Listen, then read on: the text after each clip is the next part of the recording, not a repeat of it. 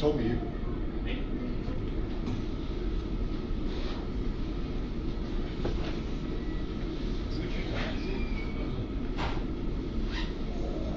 My name's Kevin. I work for the Orange County Sheriff's Office. I know you've met Detective Smallwood from Kissimmee. The goal, obviously, Kissimmee Police Department's doing most of this investigation. We're at the Orange County Sheriff's Office. Our people, we have resources out there, obviously doing active search. So it's kind of a joint effort. So Detective Smallwood's kind of ready to read through the timeline of everything else. Sunday, Monday, Tuesday, Wednesday, we're going to go from there. All right. You want me to go through the whole timeline? Yeah, we'll start with Sunday. Take me through Sunday. Okay.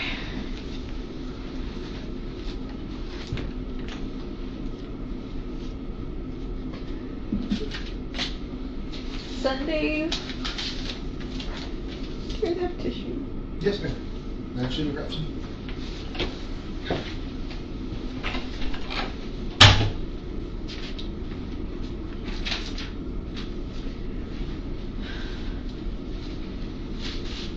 So, actual tissues? That'll work. I can give you this whole roll.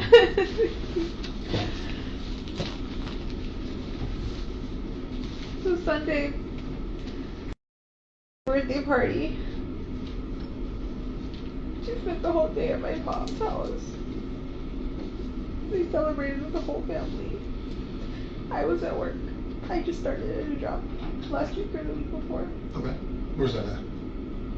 Walt Disney World at Coronado Springs, front desk concierge. Okay. I was finishing up my last day of, no, it wasn't even my last day of training. I was still in the middle of training. Sunday in the middle of training, I couldn't miss to go to her birthday party. So I went to work. I was with my family all day. She had the best day. She was so happy when I got home and I saw her. At my house around 8:30 that night. I wasn't home. She got dropped off alone. About 10 to 15 minutes later, Stephen showed up. At your house in Kissimmee? At my house in Kissimmee, he called me. Or he texted me, I don't remember. But he let me know he was there and that she was getting ready for bed. She was doing her routine. So she took her nighttime meds and she got in the shower to get ready for bed. What meds? What does she take? She takes hydroxyzine. Okay. What is it for? It's for anxiety and for sleep. Okay.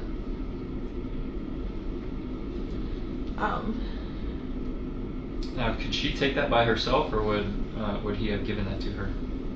I think she took it by herself. She got home and she had already taken it. How do you know that? That's what he told me. That's what he told you. Okay. Mm-hmm. He was there when you got home? You got home, they were already at the apartment? Okay.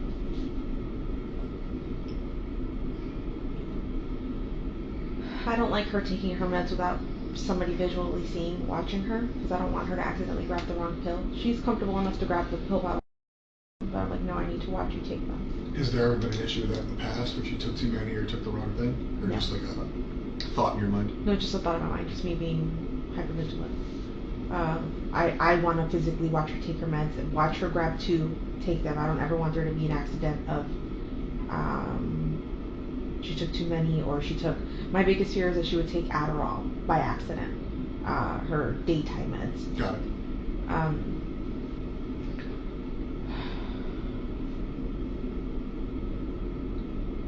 I got home around 10:30. I started getting ready for bed myself. I started eating and taking my meds, because I have to take meds.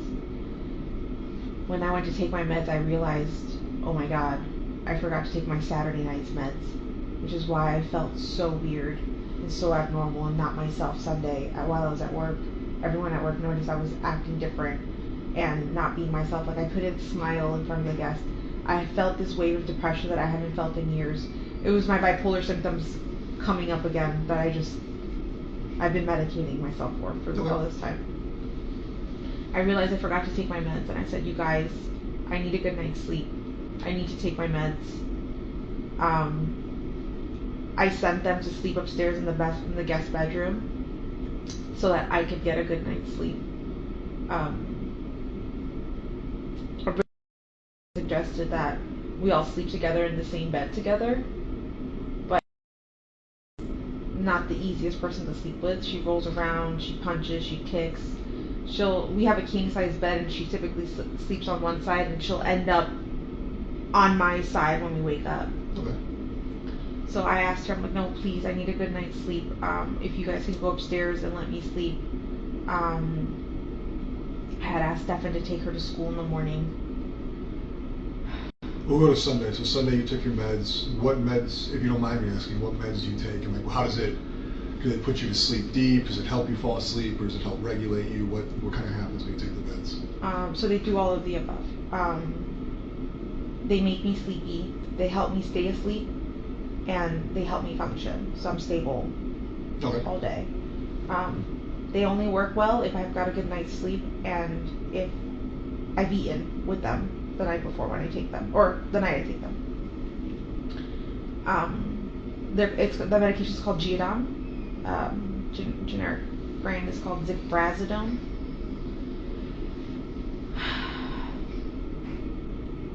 I took my meds, and then I told them to start getting ready for bed, to start heading upstairs and get ready because it was already almost 11 o'clock. It's past her bedtime. She needs to go to sleep. So I sent them upstairs. I think he may have come down at one point to pee before bed, and then he went back upstairs. He uses my restroom because the roommates upstairs don't want to share a restroom with a male. Okay. Yeah, so he uses my restroom.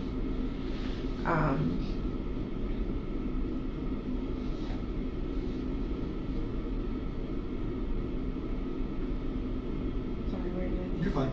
Sunday night he came downstairs, maybe overnight to use the restroom. Yeah, and then he went back upstairs and they went to sleep, or what I think they went to sleep. Okay. I don't know. I went to sleep. I was woken up at some time. For the longest time, I've been saying he woke me up at 8 o'clock in the morning because I assumed he was taking her to school and getting ready for school. But in reality, I don't know what time he woke me up. The sun was out a little bit. It was still a little dark. And I was very sleepy when I got up. I was kind of drunk. But he came in to walk the dog, to put the leash on the dog and walk him. Was the dog in the room with you? Yes. So did he wake you up on purpose, or was it just kind of like the causation of him opening the door and you realizing somebody was there? Yeah, the causation of him putting the leash on the dog, because the way the dog reacted, he gets very nervous and will urinate if you put the leash on him too directly. You have to like be nice and talk to him. He's a very he's a nervous dog, yeah. So I got up to try to help him and he said, no, go back to sleep. I'm fine, I got this. And I said, are you sure? He said, yeah. So I laid back down and went to sleep. I heard noise in the kitchen, but I'm not sure who it could have been. Getting ready, but it could have been Stefan, it could have been any of my roommates.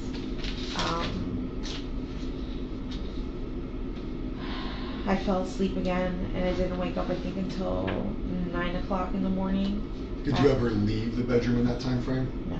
So he came in, you were kind of awoken up based on him interacting with the dog, but you stayed in bed, you didn't leave the bedroom. So if you woke up at like 9, so you never... That morning. Monday morning. No. So the last time you would have been Sunday evening? Sunday. Okay.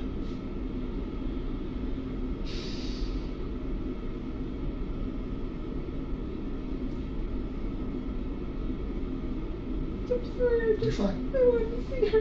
Yeah. Take a minute, okay? While you take a minute, I was going to ask you earlier, has anybody reached out to you during the time that you've been investigating this to talk about that or anything else? Negative, positive, neutral? My best friends have all been in contact with me, just trying to help me. They're like, setting up Facebook groups, flyers,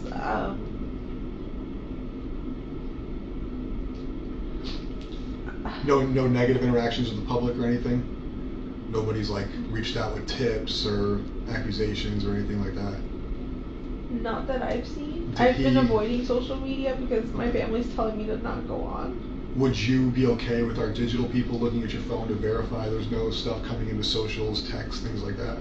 That's fine. Do you have the phone? Yeah. What they'll do is they'll plug it in, they'll do a forensic download of it so they have the data.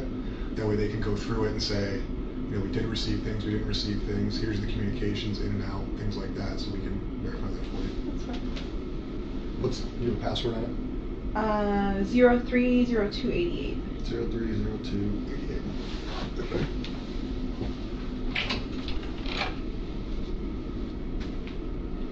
Is that a birthday? My birthday. It's your birthday? Yeah. My birthday is tomorrow. Right? Today's the 1st. I didn't even know.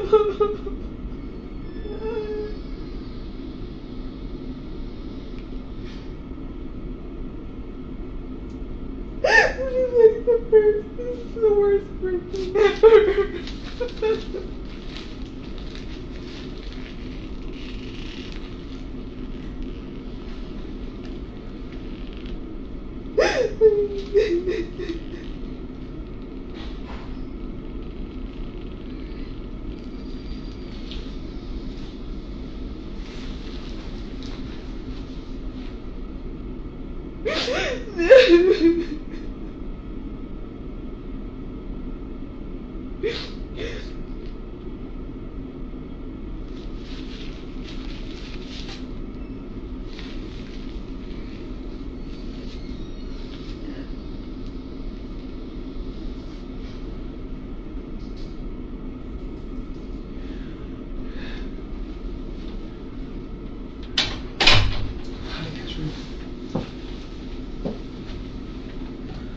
That way they can get that going so we can get it back to you before we're out of here. We don't keep it from you.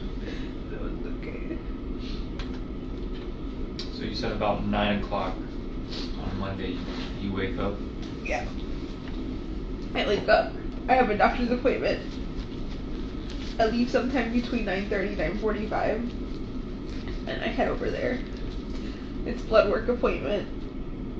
The appointment's for 10:15, but they take a while to see me. Where was your appointment at? LabCorp. And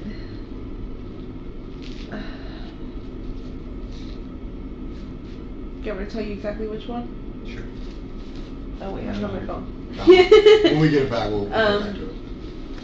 It's, if you need to Google it, it's the LabCorp across the street from the Loop in Kissimmee. Okay, got it.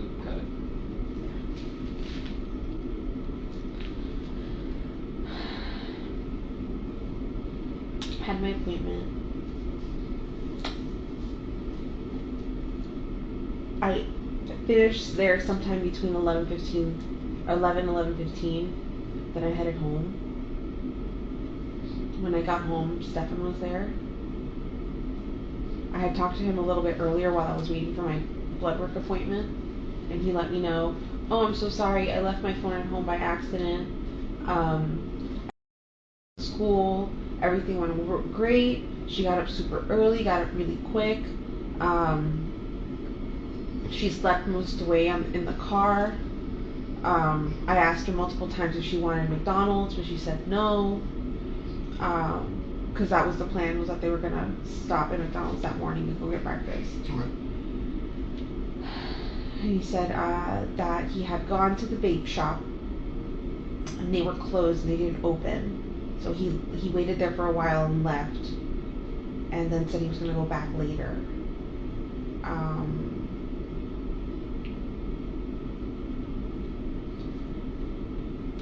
When I saw him at the house, everything was normal. We were chatting, we were talking, he was acting normal. He was sitting in my computer chair just messing around on his phone. While we were hanging out, he mentioned something along the lines of, oh man, I've been avoiding this phone update for a really long time. I should probably update it now. And I said, do it, don't avoid it, just get it over with. And he updates his phone and then tells me, oh my god, I don't know what button I just pressed, but I just factory reset my entire phone. And I said, how the hell does that happen? That gives you options now when you reset your phone? He goes, yeah, apparently I wasn't paying attention and it just, I just pressed the button and it happened. And I said, oh, that's unfortunate. That sucks.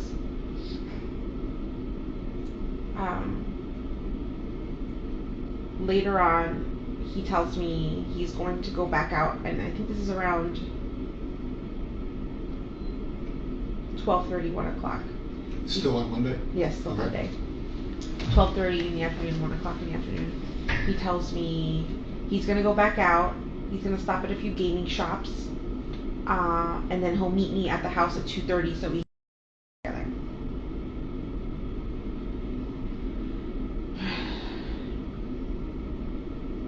He left. I hung out in the house for a while. Was waiting for 2:30 to roll around. 2:30 rolls around, and I'm already calling Stefan, and he's not picking up his phone. 2:30 comes, I leave.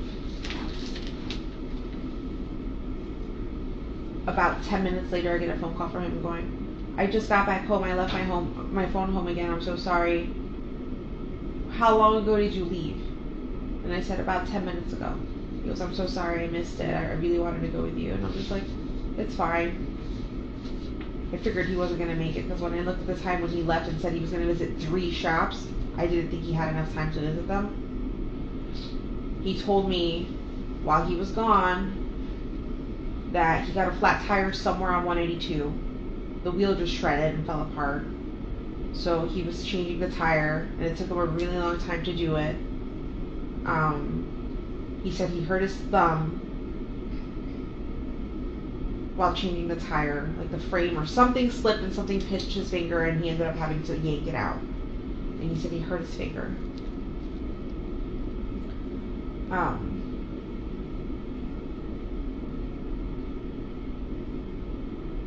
want to touch on something real quick. When you were calling him, he eventually tells you that he left his phone there. Did you hear the phone at the house? No. If it was anywhere, it would have been upstairs and I wouldn't have heard it. It would have been in the guest Do bedroom. you typically go upstairs? Who, me? Yes. Only if I'm doing laundry. That was all. I was just curious if you had heard the phone when you were trying to call him that day. I didn't.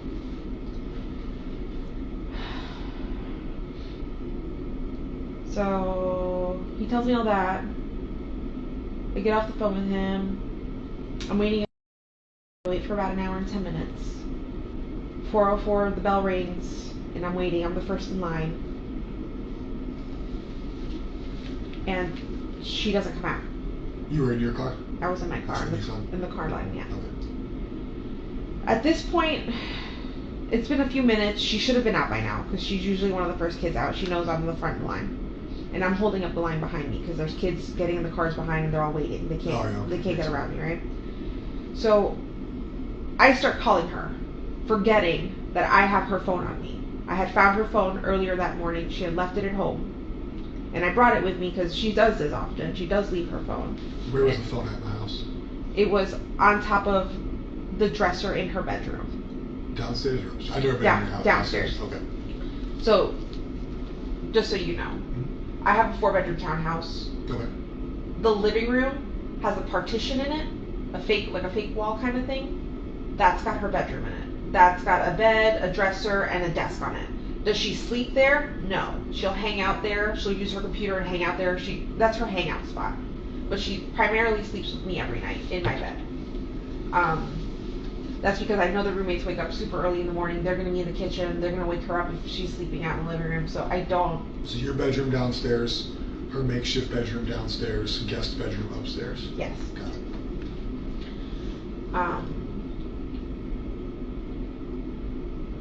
Her dresser, her phone was on her dresser. When I found it, I was like, oh my god, she's got her phone again. That's great. I brought it with me to the school because I was just gonna yell at her and then just hand it to her so she could have something to do on our way home.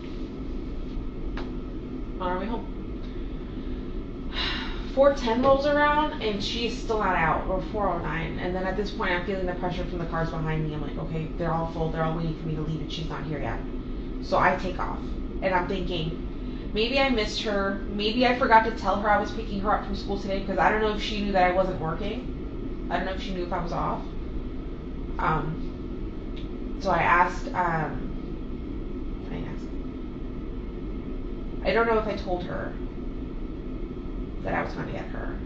So I left thinking maybe she walked, that's pretty close to school. If I can't pick her up at school, that's where I tell her to go.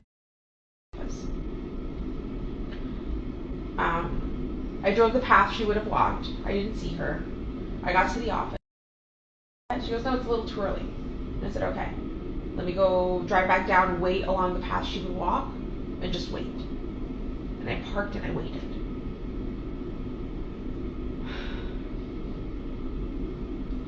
I waited. I'm not sure how long I waited. Maybe somewhere between 5 to 10 minutes. She still wasn't there, and I looked at the time and I'm like, okay, she should be back at my mom's office by now. Maybe she took a different path and I didn't see. So I went, no, she's still not here. And I'm like, that's really strange. So I call, I don't know if I text her, I call. I think I text her. And I asked, hey, or I called her. I asked,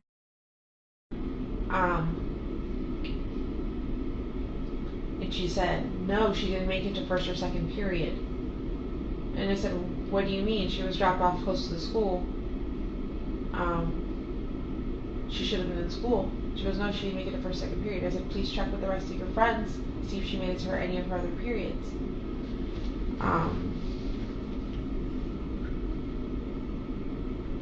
At some point in this, I emailed one of her teachers asking, I actually emailed a few of her teachers and two of them responded. One of them said, no, she did not make it to class, and I checked her attendance for the rest of the day. She wasn't in school at all. Like, he sent me a screenshot of like her attendance, and it said 0, 0, 0. You still have that on the phone? Yes. Okay. If you need to know what app, I'll tell you what app. It's a special school app. Got it. He said she was missing all day. And at this point, I start to panic and freak out because that can't be the case. She was dropped off. I had to go check her attendance at school, but the office had closed already. Okay. The lights were off. I could see a student sitting in there in the darkness, but I couldn't see any of the administrators or anybody in the office. Lights were off, everything was closed. They wouldn't allow me in.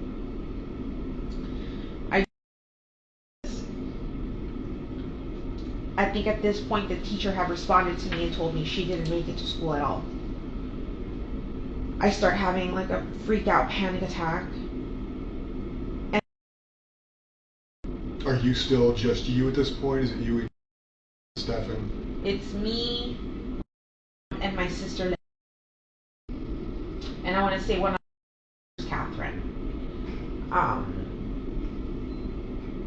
I start panicking, and I think at this point I call Stefan and I tell him, hey, because she didn't make it. She's absent today. There's no attendance of her at all today. I'm like, right now. And he said, okay, I'll be there. And he came to the office. And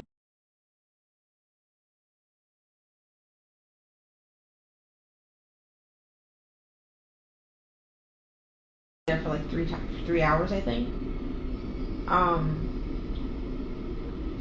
Eventually I contact one of my friends whose husband works, or ex-husband works for OCP, or for you guys.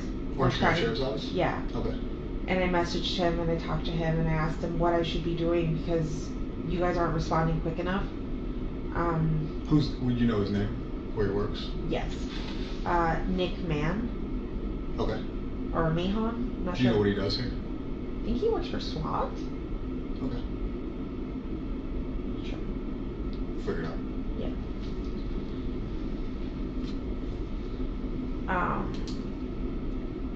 He tell you to wait? I can't remember anymore. I think he let us know that there were other kids missing in the area, which is why you guys weren't responding quick enough. I think an 8 and a 9-year-old had gone missing around the same time too. In a playground, they forgot to tell. They didn't tell their mom they were going to the playground or something like that. So all the cops were over there on that side of Hunters Creek. My sister's boyfriend, ex-boyfriend, whatever he is, thought it would be a good idea to go to the park and talk to a cop there and see if he could bring a cop back, and that's what he did. Okay. And then at that point, that's when the cops started asking us questions, taking a report.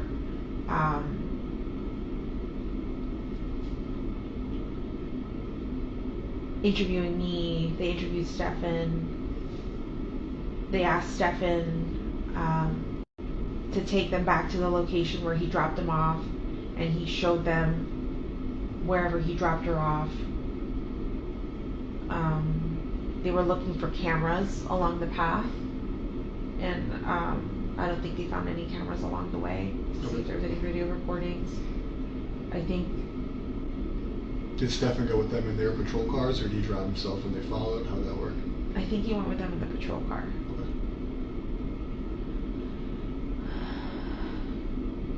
Then they came back. And then that's it. Everything was done. The cops were done. We were done. What time? You remember what time that was on Monday? It was after dark. It was say 8 o'clock. What did you guys go do after that?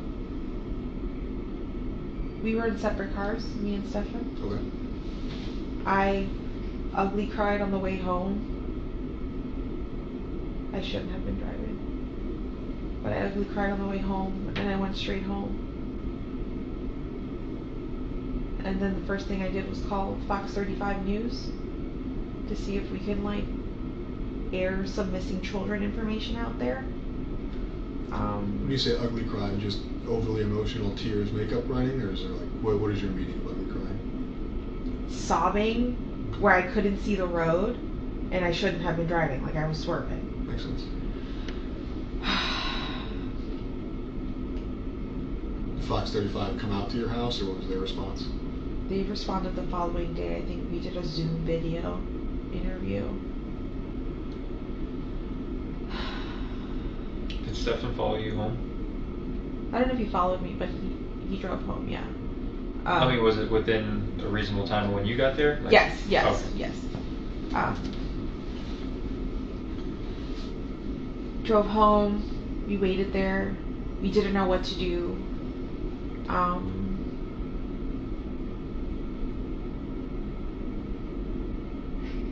I stayed up late. I think I called Fox 35. What else did I do? I think I had to eventually eat and take my medication. He told me he was going to go out cruising that night to go look for her. And I said, I even questioned that. I asked him, are you sure it's a good idea? You should probably sit tight. Let's just wait to see if she comes home. And he said he was going to take a drive out. I had completely forgotten about him wanting to take the drive, or that he actually did it. And it wasn't confirmed to me until the following day, where agents came to the house and we sat in the car for a good amount of time, and I noticed the chair was adjusted. And I said, did you drive my car? And he said, yeah, remember I said I was going out last night to... That's right, you did say that. Can he tell you where he looked? I think he said up and down 192, and I said, why there? And he's like, I don't know, I'm just looking. I was just trying to look anywhere. And I'm just like, okay.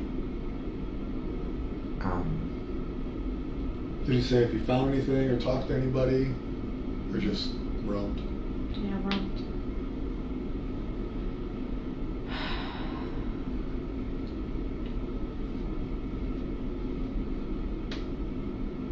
When you were getting ready for bed, you were tired, emotional.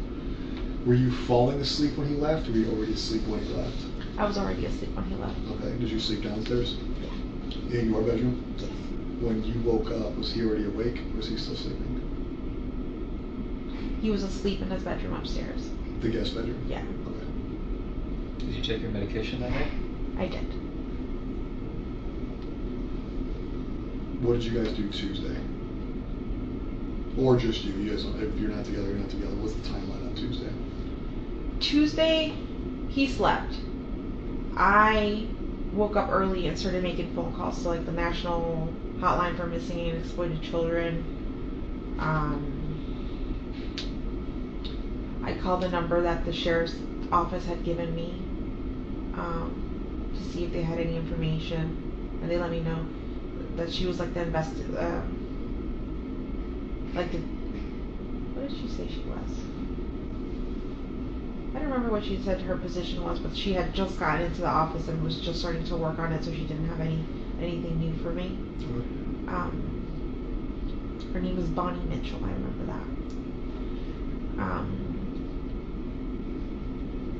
She asked me to send her some photos.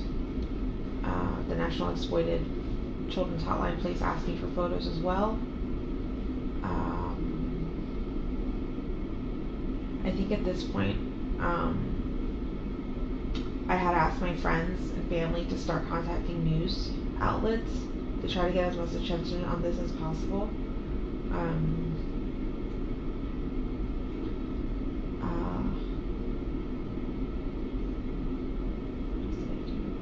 I had a lot of phone calls coming in, and I was picking all of them up, hoping that any of them could help me. But it ended up being news reporters or people who had seen my phone on the my phone number on a flyer and was trying to give me suggestions. Somebody letting me know that they took flyers all the way to Orlando International Airport and posted them all over the place in case she was being trafficked. They suggested that I go to Amtrak and Greyhound.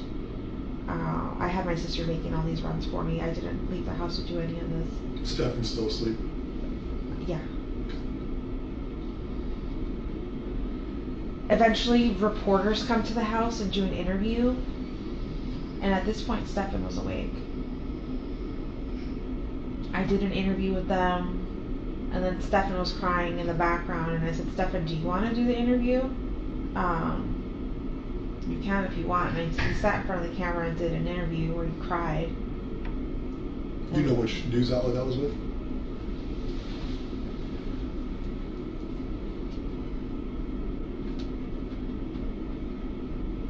I know there's a video on Fox 35 with where him guys sitting appeared to be on like a webcam. Yeah, that was Zoom. He was sitting in the background for me. Okay. I know but that you one. had in-person interviews with reporters? Yes. I want to say it was Channel 9. Okay.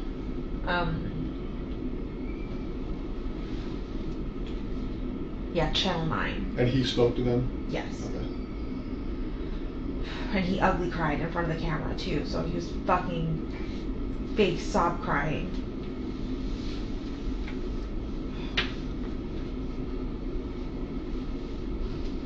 Are you saying that now, or do you?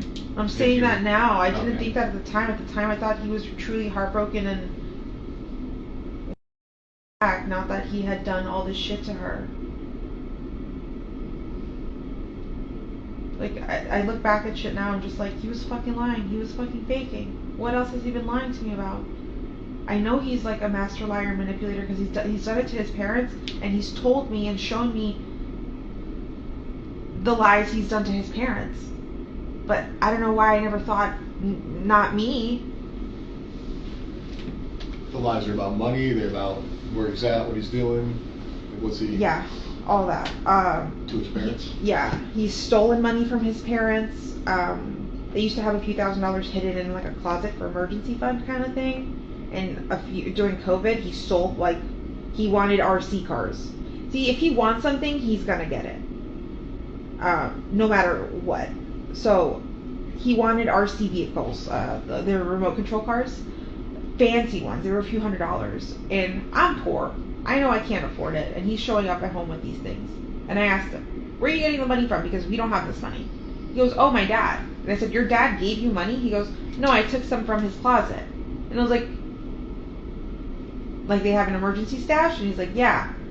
And I'm like, he's gonna notice money's missing. And he's like, no, he won't. It's so much money in there, he won't notice at all.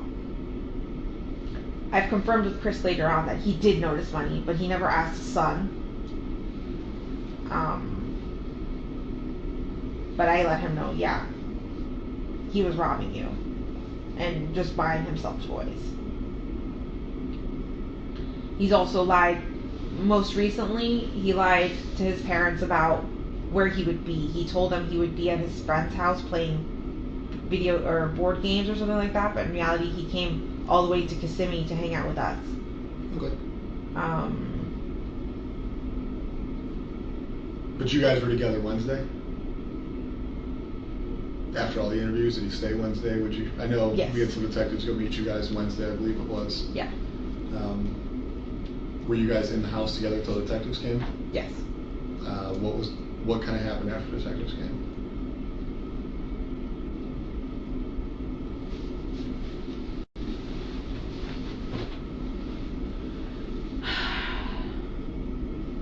Do you feel like everything starts to get blurry? Oh, I get it. Trust me. We've been in this just because- office for like 3 days straight. Yeah, so I just don't remember what day I had conversation with you guys. Tuesday night, Orange County detectives came out there because I ended up coming out Tuesday night. Yeah. I don't know if you remember seeing me or not that night.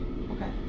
That was the first night we were at the apartment into the nighttime. Yeah, is that when you guys shut down the house for forensics? Yes. Okay. So Tell us about that. Okay. So earlier that day, I think Detective Hunt came, or somebody came, and asked Stefan for his cell phone. If he would willingly give it up so that they can look at it, or if they would need a warrant.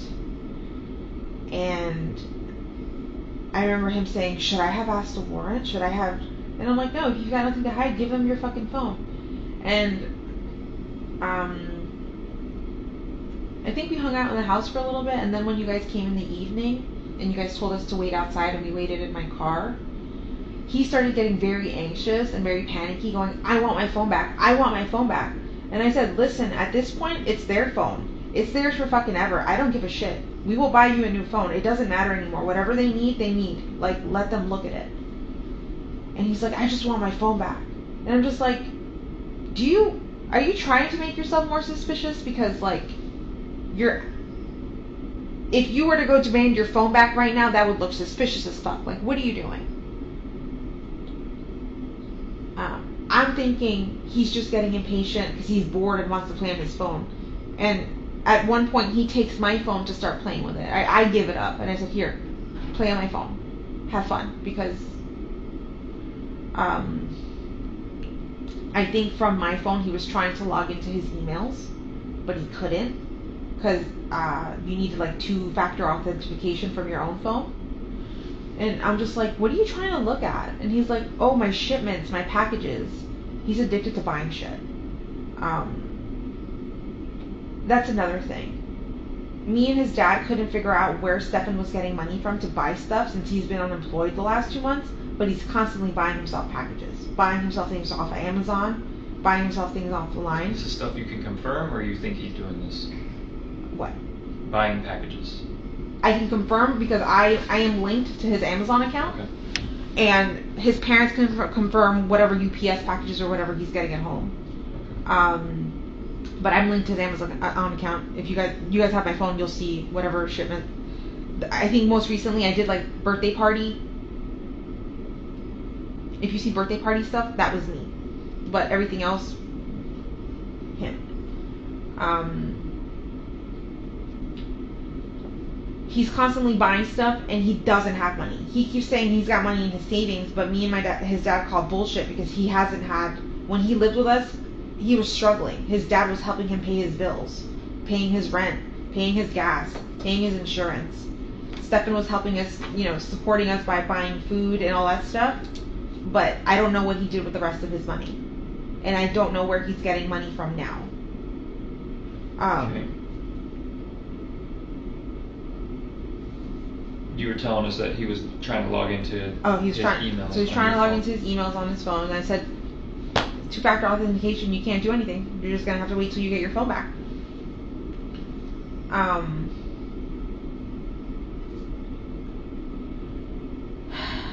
What else?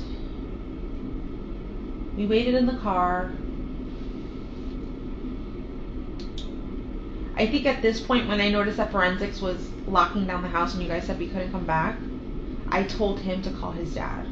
Because I had a feeling something y'all knew something and it was gonna come down on him. And I'm just like, they're focusing on the wrong person. They have the wrong person. In my head, I'm convinced you guys are just that you had the wrong person. I wanted to think that he was good.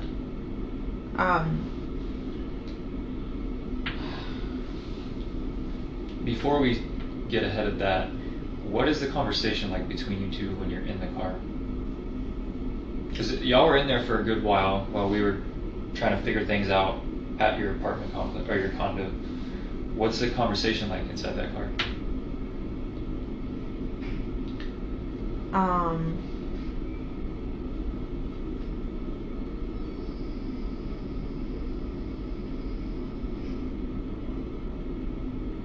trying to think back to what exactly we were talking about.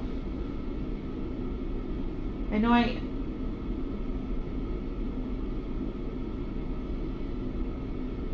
remember late in the like when you guys let us know we couldn't come back, and I called his dad, or we called his dad. I started saying to him, like, I think they're focusing in on you. Like, we need to call your dad, and I think we need to get you a lawyer. I feel like they're focusing on the wrong person, and he kept saying the same thing. He kept repeating what I was repeating, that they're focusing on the wrong person. They're wasting time there.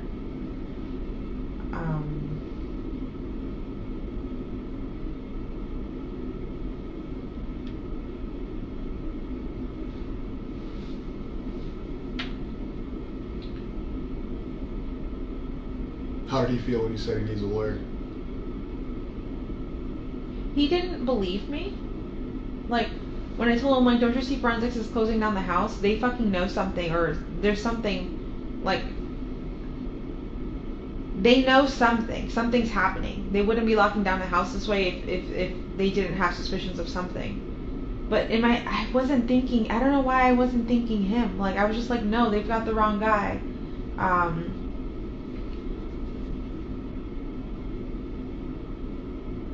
He just kept saying that they have the wrong guy, that they're focusing on the wrong person, and that we're wasting time, and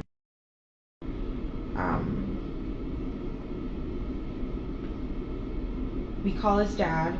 We tell his dad to come down here, and his dad did come down here and met us at a hotel. That was another thing. I don't have that much money.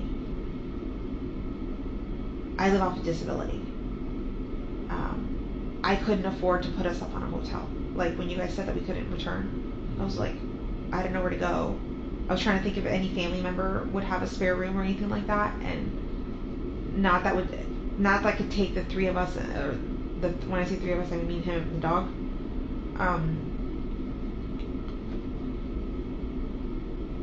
And I know at my mom's house we wouldn't have been welcome. My mom does not like Stefan. She's never liked Stefan.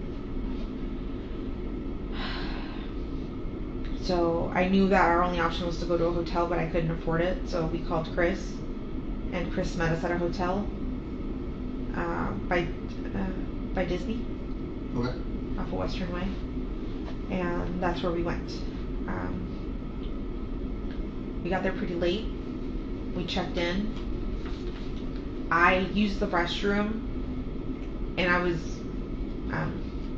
getting ready for bed, or laying down in bed probably around 3:30, 3:45 in the morning,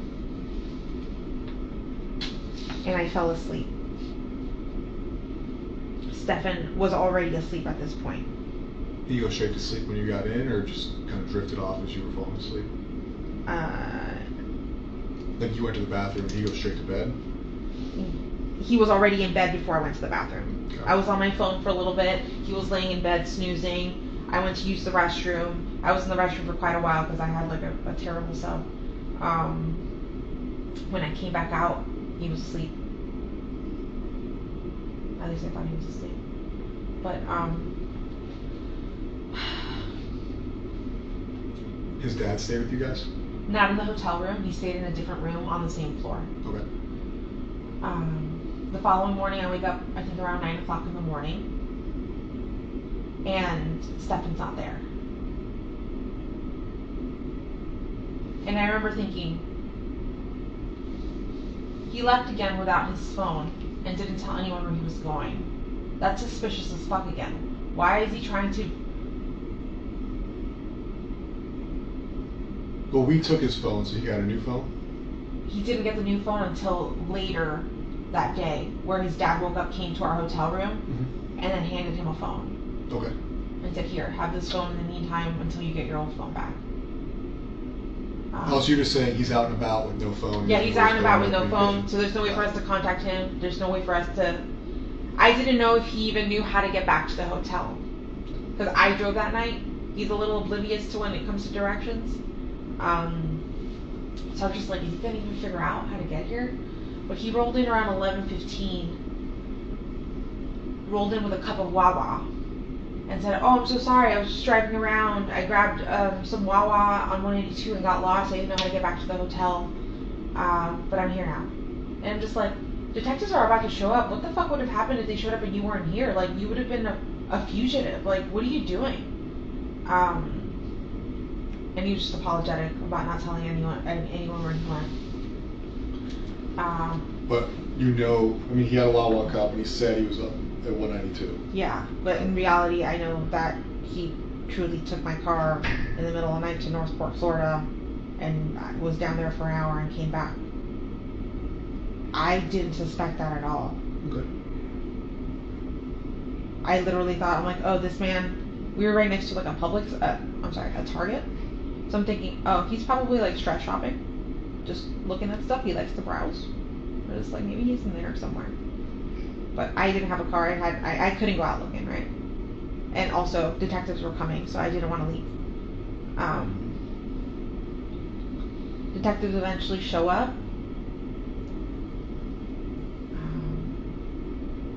Actually, just we were in the hotel room for a while.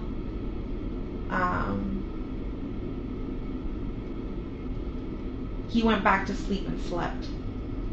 I took a little snooze for a little bit that morning, and then I got up, and then I went downstairs to the lobby, and I saw Chris. And Chris asked if I wanted some lunch, so we went to the hotel bar and ate some lunch. We brought up some lunch back for Stefan. Told him to eat a little bit. When he woke up, he took like 2 bites.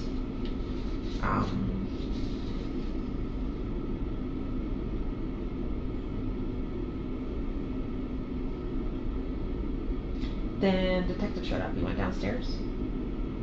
They let us know that there was a press conference happening, which we already had an idea was going to happen.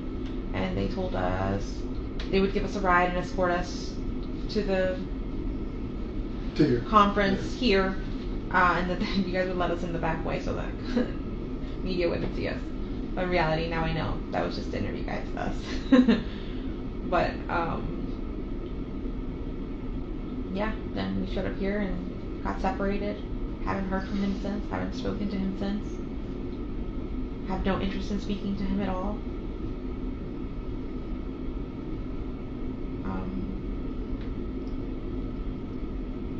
Yeah, that was it. Then we got interviewed. What have you done since? Like, where did you go back to the hotel? Did you stay somewhere else? No. So after the interview and all that stuff, Chris took me to my sister's house. I've been at my sister's house ever since. Okay. Yesterday I went out for a little bit to go to Target to try to take my mind off of things. I went to Target to go get myself a toothbrush and deodorant, things that I didn't have because I left the house the last second.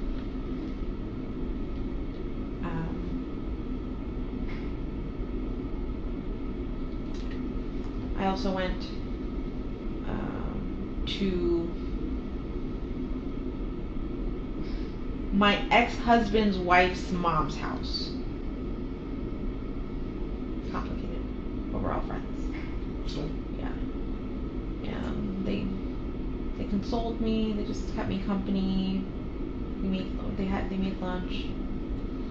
Then I went back to my sister's house, and I've just been pretty much there ever since now. When I went to Target, I decided, like, oh shit, I shouldn't be out in public. People could recognize me. It can either be good or bad what people could tell me. I've already had people recognize me in my community, Mhm. and dealing with people's heavy emotions and them coming to me and crying and telling me they're so sorry and how they feel is so heavy, because like I just have to kind of stand there and take their emotions, and like, I don't know, it's so heavy. When I realized that these are the interactions I was having in public, I'm like, I need to stay home, because I can't carry anyone else's emotions right now. I have my own to deal with, like I don't want my own mental health suffering right now, or for me to spiral and end up back being hospitalized. So when did you meet Steven or Stefan? I met Stefan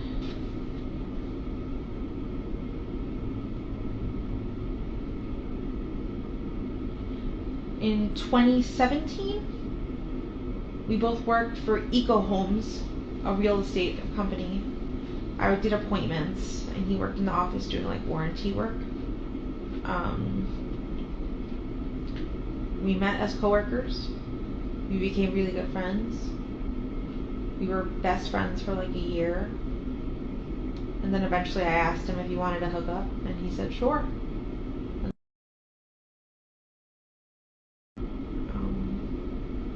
And yeah. You said 17, 18. Did you live in Orlando, Kissimmee? Where were you guys staying then? Kissimmee. And did you guys live together in 17? He technically lived at his parents' house, but he was staying at my house all the time. Okay. Same house you're in now, or a different house? Wait, I take it back. In 2017, he wasn't staying over my house. It started in 2018 when we started hooking up, and he started sleeping over my house. Okay. And what was your next question? Was that in the current Yes. house you live in now? Yes. Okay.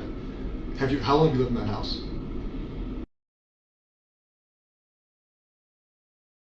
On and off, because at one point we moved close to where his parents live right now.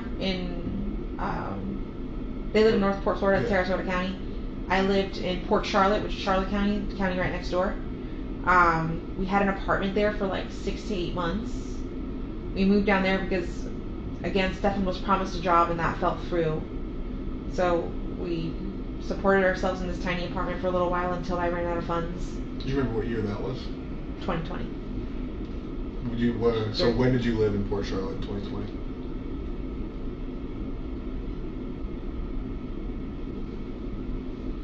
I don't remember what month I moved in, but I remember moving out in November. Of 2020? Yeah. Okay. So it was some.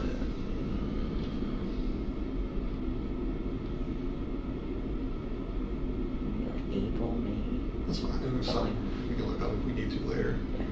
Yeah. 17. In 2017, so 2018. 6. Her body.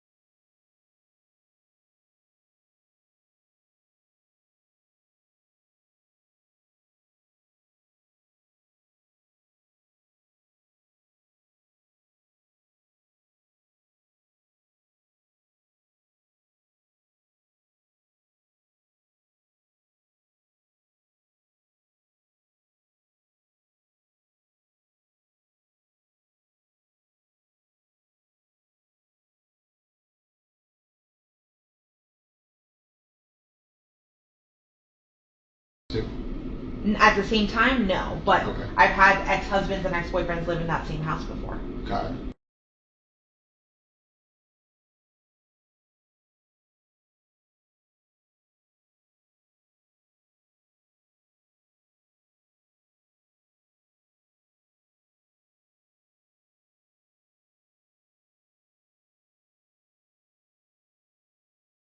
You moved to Port Charlotte sometime in 2020 for a few months. Yeah. And then you came back to the same house. After Port Charlotte, I went back to my mom's house for a little while. Where's that at? In Hunters Creek, Florida. Got it. even before Port Charlotte, actually, the few months before I was in Port Charlotte, I was living at my mom's house. With Stefan. Around March 20, decided he wanted to renovate the house and possibly sell it, so he told us to get out. So March 2020, so around COVID time, like 2 weeks after COVID was announced, I moved in with my mom. Okay. And I lived with her for a little bit, and then the Port Charlotte apartment happened. We moved to Port Charlotte, were there for a few months, came back to live with my mom, was there for a few months, and then I decided to move back. That he was moving out and like getting an RV and like living the RV life. Yeah. So he needed somebody to take care of the house for him. So I said, yeah, I would do it, of course. So I moved in. I moved into his bedroom, downstairs, the master bedroom.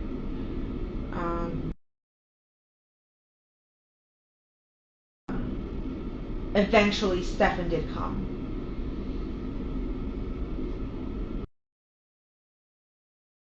For a few years. It wasn't until like June of last year that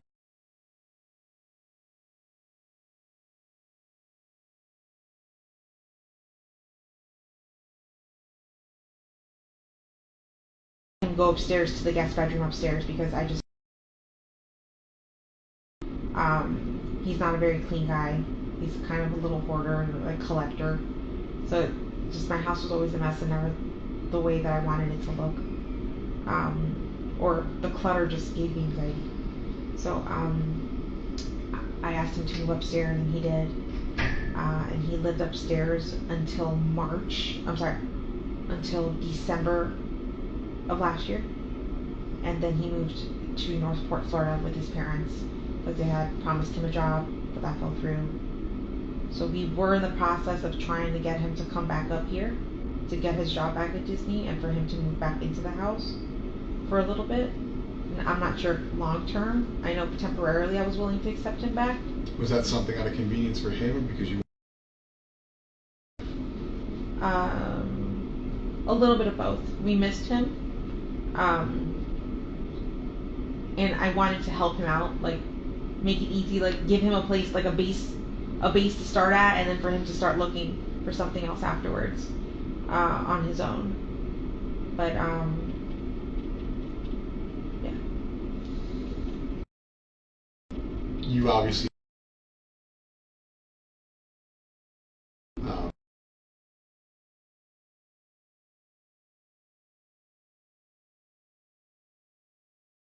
relationship.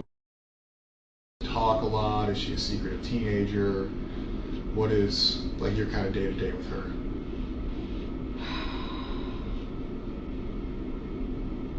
I would have said a normal relationship. I asked, she would tell me. I didn't think she was hiding anything from me. I didn't think she was lying to me about anything, but obviously she had secrets. I mean, the hindsight. I mean, all the stuff you found out over the past couple of days. We're taking that out of the picture. Your relationship with her. Okay. Like not looking back saying, okay, I was being lied to. Like up until you found out some things that you've been told. You guys had an open communication relationship. You talk about everything. Life. Yeah. If anything, she was a little bit more open with Stefan because she told him about a boy she had a crush on. Okay. And that his name was. And she described him. And Stefan's like, "Are you aware that she has a crush on a boy?" I said, "No." He's like, "Yeah." She told me his name is that he's tall and that she likes his fluffy hair. When was this? Do you remember when this conversation happened? Within the last week sometime, but I'm not sure. Okay. Like so we saw, so within a week of that Sunday. I'm not sure if she had told him via phone chat. It must have been via phone, like phone convert, like we don't FaceTime, we Google Meet. The Android version of FaceTime, yeah. So we would Google Meet often. Sometimes when we get home from school, just and just talk all day. Or sometimes not even talk all day. We would just bullshit. I would be doing my own thing. He would be doing. We're just keeping each other company on the phone. And I think in one of those conversations, she told him that she had a crush on a boy. But I checked those text messages with that boy, and nothing seemed weird either. Right. How did he? I mean, it could be new. I mean, she sees a guy at school. She thinks it's attractive. He shows her attention. I mean, she's young. How did he take it? Was he like? And I want you to think back before you know things you know now. Like, did he seem concerned about her? Did he seem excited for her? Like she's starting to, be a kid and have crushes and everything else. Like, he seemed happy for her. Okay. He's like, yeah, did you hear this? This is super cute. And I was like, oh. I hadn't. She hadn't told me. And I wondered, I'm like, why didn't she tell me? Why did she tell him and not me? Like, I want to know who she got a crush on. But maybe it's because I've told her she had a rule. She wasn't allowed to date for a few years. Okay. Until, like, I think I had said 16 or something like that. But I didn't want her dating. So then your relationship with her was open. Obviously, she's a child. She's not going to share everything. Yeah. With him, it seems like she has a very open relationship with him. They talk, they hang out.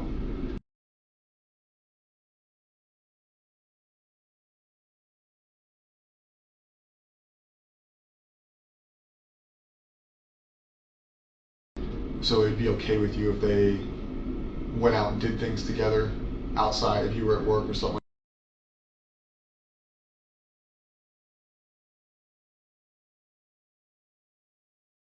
So the living situation with them, I'll be honest, seems weird. It's weird to me. She's got a bedroom downstairs. What's kind of the mindset or the thought process, the communication you've had with Stefan about, she's not going to sleep in her bed, but you guys are going to go sleep in the guest bedroom? So, originally, the plan was that all three of us were going to sleep in my bed together. And I'm not just saying Sunday, I mean like. Oh, okay. Like in the past, too. So, I had a rule. She wasn't allowed to sleep in his bedroom at all. Like, no sleepovers, no nothing. For a very long time. For years.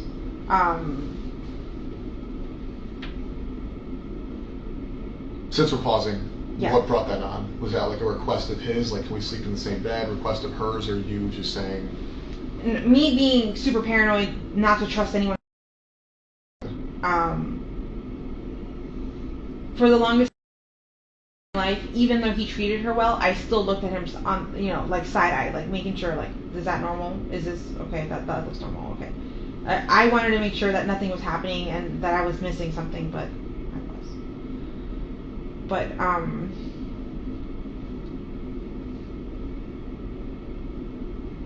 he never requested, I'm sorry, repeat the question then. So I guess you said like you had a rule. Like obviously we know now they've slept in the same bedroom together and everything else. I'm sure you're questioning a lot of things that like you haven't been told or that are going on. The thought process of them sleeping in the same bedroom caused you to say that you had a rule for the longest time where they couldn't. Yeah. I have a son. He's a lot younger than her. He's 4. But I guess if I was dating somebody or had somebody over, I would never establish, and this is just me, a rule. He can't sleep in the bed with her, or she's not going to be. It wouldn't even be a thought process for me. So that's why I ask, because I wouldn't think of it even as an option. Yeah. So when you say you had a rule, I guess I'm asking what prompted the rule. Sleepovers before. Yeah. Late, you want to watch movies and eat snacks? Can we do that? I'm like, no. We can all watch movies down here together. We can all sleep down here together.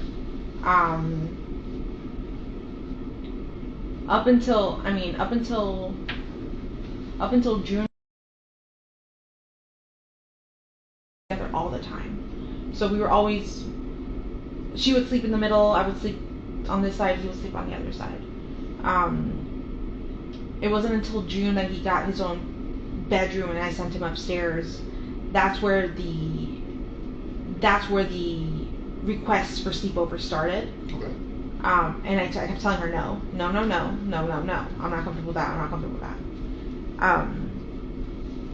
But eventually, at some point, like, we really want to watch, I forgot what movie it was. They really wanted to watch something, and I was really tired. And I said, okay, fine, go ahead, but this can't happen often.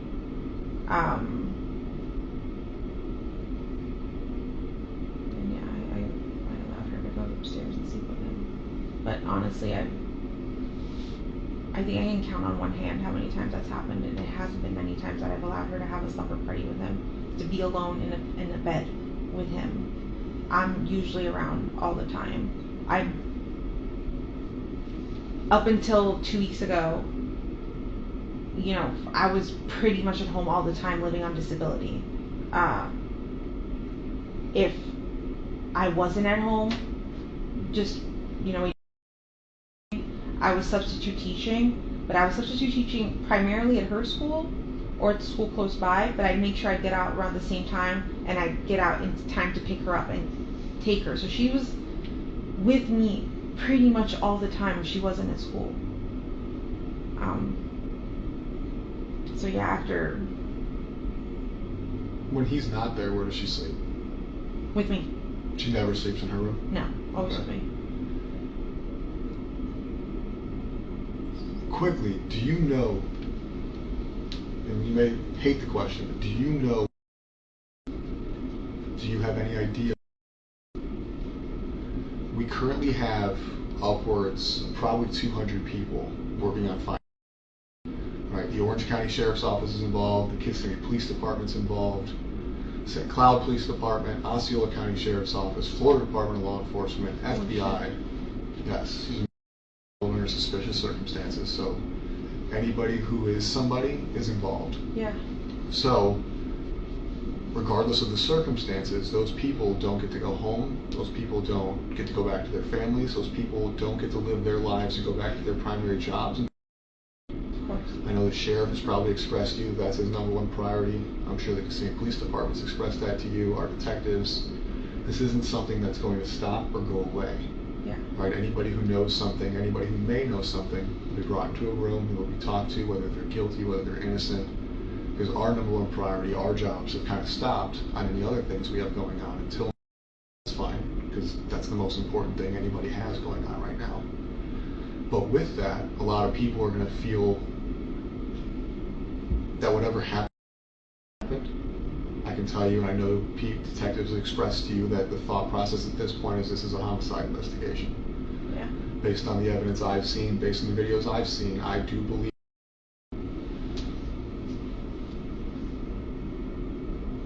With that being said, and the reason I tell you that, not to be an asshole, is because the thought process with us leads it in a different investigation, a different way. Meaning, whatever happened has already happened, right? We cannot change what happened most likely on Monday. We cannot change the fact that I believe Stefan killed her, right? All we can do now is find her as quickly as possible. On the 2% chance we're wrong and that she is alive, that's phenomenal, right? That's the best thing that could happen. On the chance that we are 100% correct and she has passed away, finding her now versus later will bring closure to your family, will bring closer to everybody, regardless of how it happened or why it happened. Meaning, if you have an inclination, if you know where she's at, if his father knows, that doesn't mean those people get held accountable for what he did. It doesn't mean those people get held accountable for knowing what he did. It means we close out the investigation. You know what I mean? So a lot of times we go into rooms like this and we ask people questions. We say, hey, do you know what happened? Do you know what happened? And there's this fear of what happened already happened. I can't change that, so I'm not going to insert myself with knowledge because it's going to make me look bad. Regardless, at this point, I murdered her, right? He victimized her. He ruined her entire life from childhood until now. I think that there's probably some sense of guilt. And my fear is that sense of guilt is causing you to not want to assist in the location of her, not because you're a bad person, but because there's that sense of guilt that what was happening under your roof, and now by her being found brings that all to your plate, and it doesn't. Oh no. If I knew anything, I would so tell you. I want to even if she's dead, because you guys tell me your suspicions, but I'm not going to believe it until I have her body. So there are things, and the reason I say these things, and again, I'm not trying to be an asshole, but the reason I say these things is there's been a lot of things you've said, and a lot of things I've kind of researched between the Fox 35 story, between your initial statement to the police. A lot of things have changed. The initial statement to the police was you watched her get dressed, you watched her leave, you knew exactly what she was wearing. Can I tell you Absolutely. my thought process on Yes, that, ma'am. or where I came from with that? I was handed this form, and I'm like, where do I start? What do I write? And somebody said, tell them what you saw. And so I started with I saw, and then I wrote out what I wrote out. But it wasn't until later I was like, wait, I didn't see her. I assumed that I saw her. I assumed that I heard her, but I didn't. In reality, I didn't see her. I only saw him, and I heard something in the kitchen, but I don't know who that was. Which we've talked about today. But I guess there's other concerns. Right? You were nervous. The police have showed you their hand. They said, Stefan, we want your phone. Stefan, we want to talk to you. We are going to lock down your residence. You can't go back inside. Me? I don't care if it's the love of my life sitting next to me. I don't care if it's maternal grandma. If the police come and take my mom's phone and my son's disappearance, I'm not going to offer my mom a lawyer. That's nuts to me. That to me shows you prioritizing Stefan. Because at that point you became more worried about him being falsely accused than any. Does that make sense what I'm saying? Whether or not that's what you felt, does that make sense? People having lawyers is their constitutional right. That is a thing that everybody is afforded.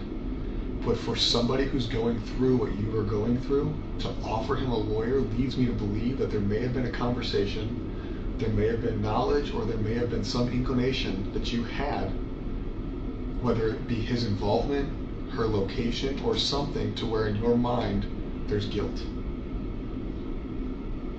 I promise you, Because you offering him a lawyer is very weird. I know. That was still me under the assumption that, I think at one point you guys interviewed me, and when you guys showed me the picture of her, I believed the sexual stuff, but I didn't want to believe that he had done anything evil to her. I'm like, no, what if he did this stuff fine, but what if she's still missing out there? What if somebody took her? I still wanted to believe I believed him. I believed his whole story. So I was just like, I kept repeating that part. I'm just like, what if she did get dropped off?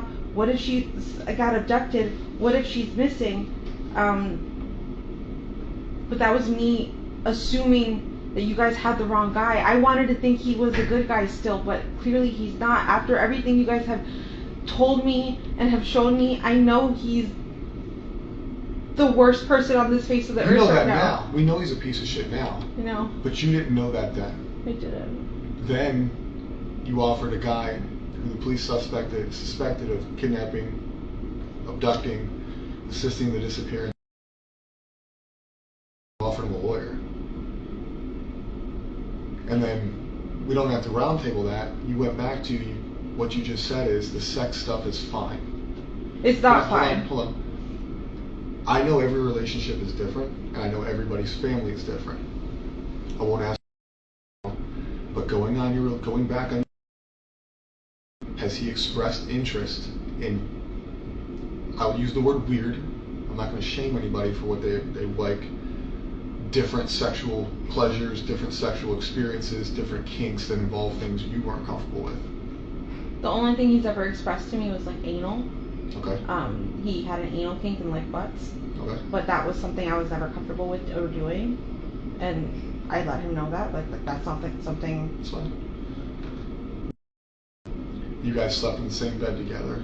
Stephen was a big portion of your life at one point. Stefan was a big portion of your life at one point. And this is not me coming at you as a person or a bad person, because shit happens in the past, in the past, in the past. We can't change the past. Has he ever expressed to you any? Never. Never. Has he ever made these statements about made you feel different? No. Okay.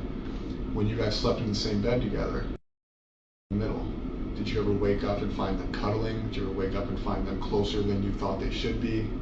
They would snuggle, yeah. Okay. But we all snuggle. I didn't think that was abnormal. So if you guys are sleeping in the same bed and she's in the center, you've woken up and they're snuggling. They're under the same blanket. They're not under the same blanket.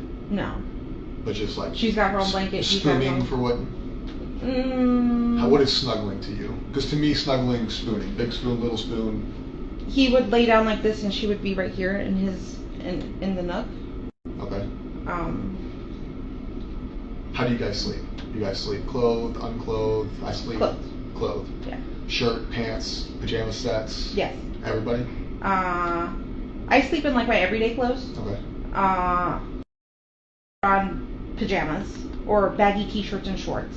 Okay. And Stefan would sleep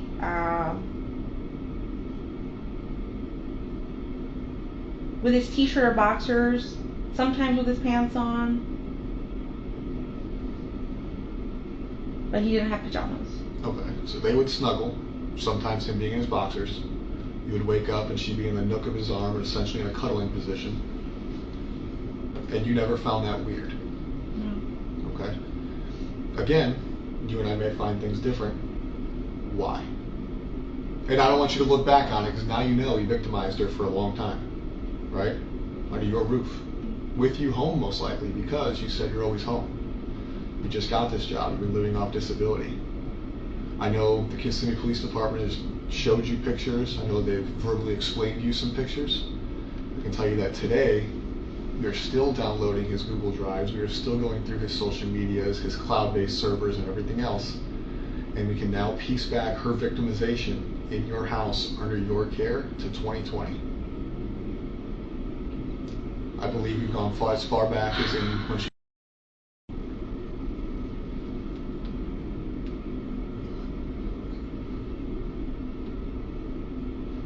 So when I ask, they've woken up cuddling, did you find things suspicious? Did you have an open relationship?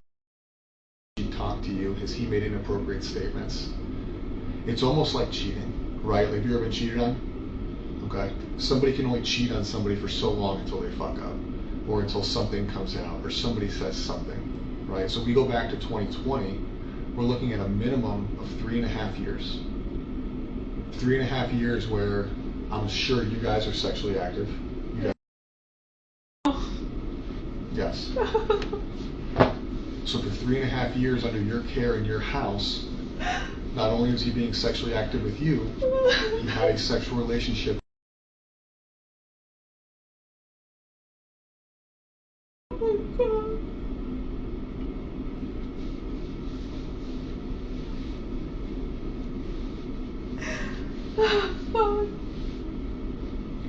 And I know it's an emotional thing, and I know it sucks to hear, but where I'm coming from is it seems like something that you can't hide forever. You guys live in a small space, close quarters, you sleep in the same bed, you guys all talk, you guys all share things, you're an observant person for the most part, I assume.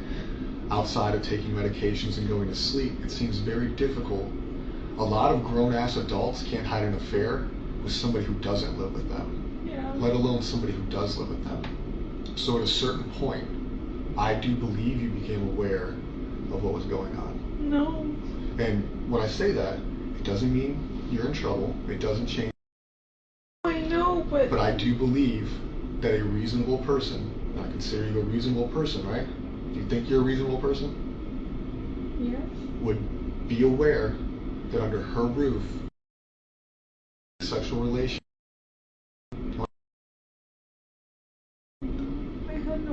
The videos, the text messages, the images, they're all documented forever. This has been an ongoing thing. And at her age, I think she probably thought they were in a relationship. She probably thought they were in love because he her male attention, right? just started liking boys, right? She just got a crush. Up until then, her crush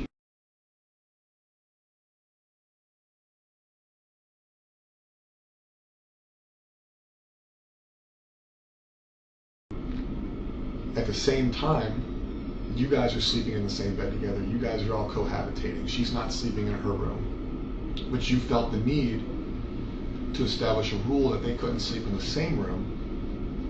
But when you established that rule, for 3 years, she's already been dating him, essentially. Whether that's legal or not. I had no idea. So I truthfully believe, and this is my belief, I'm not speaking for other detectives, I'm not speaking for the sheriff's office, the St. Police Department, or any other agency I've said. This is Kevin's belief. I believe that you became aware of their sexual relationship. I think at a certain point throughout this relationship, you became aware of it. And for whatever reason, your reasons are your reasons, whether it was discussed that it would stop, whether it was discussed how it would go, that you feel some sense of guilt. A lot of the news statements you've given kind of, again, my opinion only, I don't speak for anybody else, whether it's in this room or out of this room, bother me. It seems like some of your emotion, up until this room, I think some of the emotion in this room is sincere. I think a lot of it's because I'm being an asshole. I'm telling you things you don't want to hear that shouldn't be said out loud. But when you talk to the news, when you talk to deputies, it feels, based on my experience in this job, that it's not sincere. I feel like some of your sadness is not real sadness. I feel like when you gave the interview with Fox 35, it was not sincere. Looking at that video one time, I didn't feel like your cries were sincere. And I'm not saying that because you're a bad person. I feel like sometimes people struggle to show real emotion when they're aware of what the truth is. So it has to be fake. This is demise for the past, let's say, 5 years, right? But her going missing, her disappearance, if you have knowledge of how it happened, where it happened, an inclination, that emotion's not going to feel sincere because you're already aware of what happened. I would. It's almost becomes a lie at that point. If I knew anything, I promise you, I would tell you. Like, I am willing to take a lie detector test, whatever the fuck you want, but I don't know anything. He's never mentioned anything. I've never seen any signs. I tried watching her like a hawk. I thought I was doing a good job, but I wasn't. I was oblivious to everything. 4 years?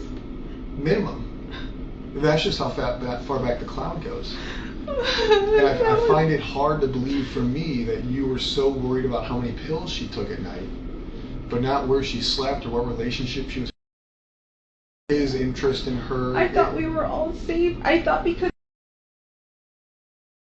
in that he hadn't shown me anything so far, like everything seems fine. Like he seemed like he treated her like he treats you. In his mind. It's so fucking disgusting. So now he's in jail because of what we found on his phone, not because somebody came forward and reported that he was abused. No, I know. She's not old enough to consent. She's not old enough to have a thought process to even want anything that was happening to her. It's abuse. So he's in jail for that, but something caused what happened, right? We certainly murder, because we can call it a murder. She didn't die naturally. She didn't overdose. She didn't have a heart attack. We circled murder on Monday. Something had to cause that. He's been having unrestricted sexual activity for a long time. He's getting what he wants from her, probably from you, and who knows whoever else, right? So it's not like he woke up or went to bed Sunday and he was like, you know what? I'm done with this, but I'm going to kill her. Something happened. People don't just wake up and like, you know what? They leave people, they break up with people, but usually things cause people to snap. Now, what? You know what? And I'm in trouble, or I feel like I'm going to, or him being out. We can go even worse. She's pregnant. That's what questions last night led me to believe when we started talking about her period. I was told that her and her friend, and granted, I'm male, never had a period, but that somebody found it weird that they were no longer on the same cycle. Could be different because she's a teenage girl. Could be that she missed her period. Have you ever found a pregnancy test at home that wasn't yours? I have 2 underneath the bathroom sink, but I haven't seen if they're still there or not. Okay. But you haven't seen any used ones in the trash? No. Their relationship hasn't changed? No. Okay. So what do you think happened Sunday? Other than him killing her, what do you think made him snap?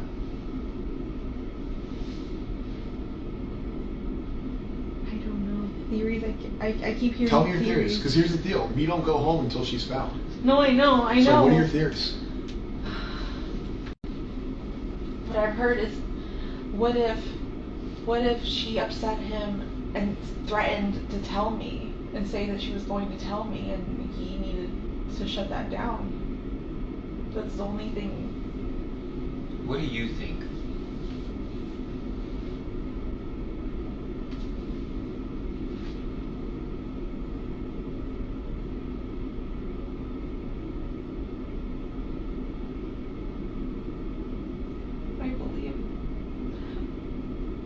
I don't want to believe he killed her. But when you guys are telling me he must have killed her Sunday night and snuck her body out in the morning. That photo you guys showed me of her slumped in the car.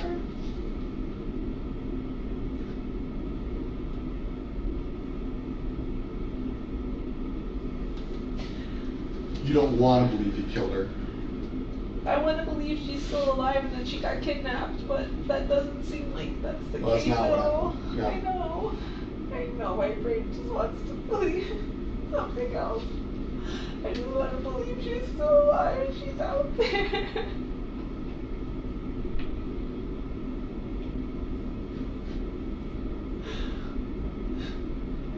Did he tell you he fucked up? No.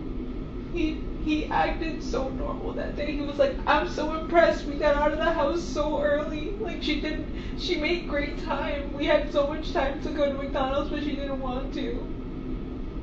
His story was so fun. Like, every detail was so believable. He's just been lying this whole time. Like, What about that day in the car when you offered him a lawyer? Did you disclose anything to you there that made you feel like, oh fuck, he needs a lawyer? No. He kept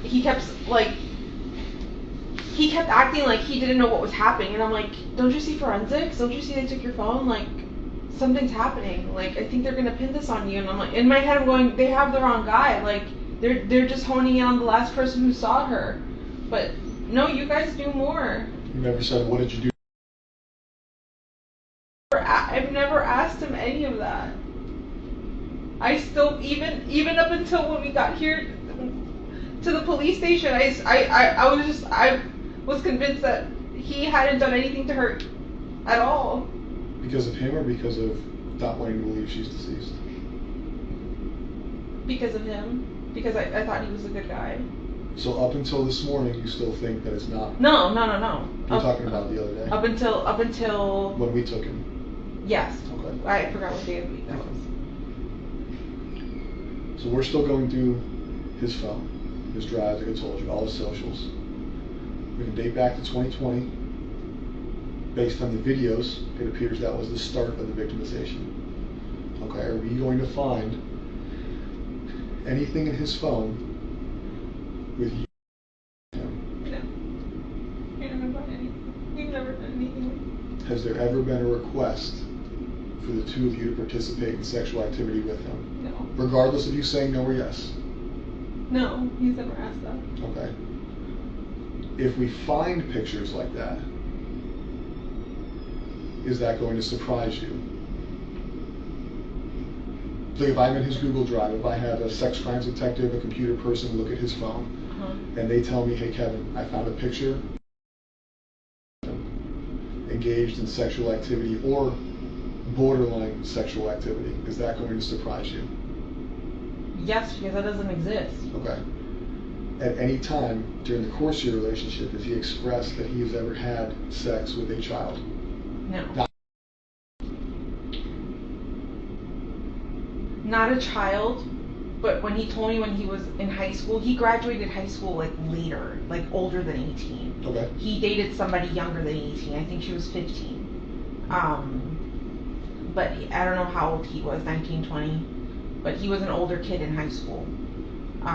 He graduated late. But he had a really young girlfriend. Her name was Kendall. And I thought that was weird. I was like, that's a little too young. He goes, no, it's fine. We were in high school. Everything was normal. Her parents loved me. Blah, blah, blah, blah, blah. But that's the only one. Have you ever gone through his phone? Who me? Okay. If you had to, knowing Stefan, knowing where he lives, knowing where he goes, how he conducts his life, give me your top 5. Because I know you've had to have thought about it. If you haven't thought about it, that's another weird thing I got. Since Monday, right? We told you on Wednesday that we think he did it. Yeah. So from Wednesday till today, it's about 48 hours. Give me your top 5 places you think are possibilities based on knowing him, based on knowing his path of travel. Where do you think? It doesn't have to be based on evidence, just in your gut. Give me your top 5 places where you think he could.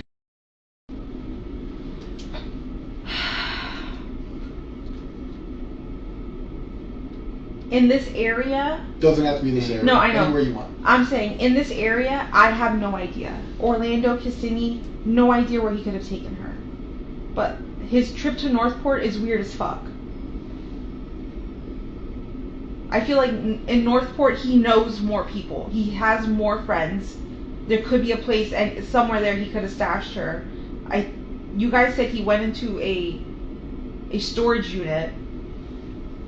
That would be another place to look. But there's plenty of woods around his house. Around that exit is kind of secluded. Like, When you say his house, you mean his parents' house? his parents' house, yeah. You've been there? Or you've seen the property? Yeah, I've been there before. Do they have land? Or is it in like a neighborhood? So, it's not a neighborhood because they don't have HOA. You just buy the plot of land and build it. They don't have many neighbors.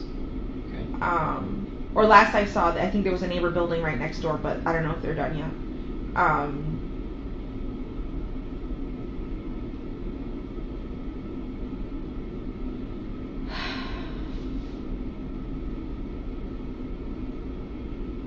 just feel like he had more.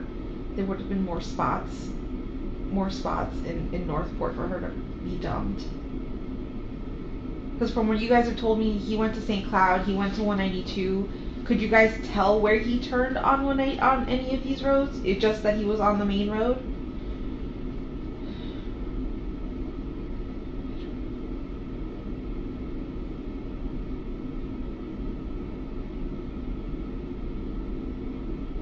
I didn't think he ever even knew where St. Cloud was because we've never driven down that way ever. You live in Kissimmee, right? Yeah, I know, but to me, he's never had a reason to ever drive down to St. Cloud, like ever. There's no store or anything he goes to down there. Everything is in Kissimmee or Orlando by the mall. Florida Mall? Yeah. Orlando Mall? Yeah, Florida. I sent the last detective like 3 spots. I could have recalled him telling me he wanted to visit. Monday, when he left the house in the afternoon and got the flat tire, he had mentioned a few of those shops, so I sent them over to you guys.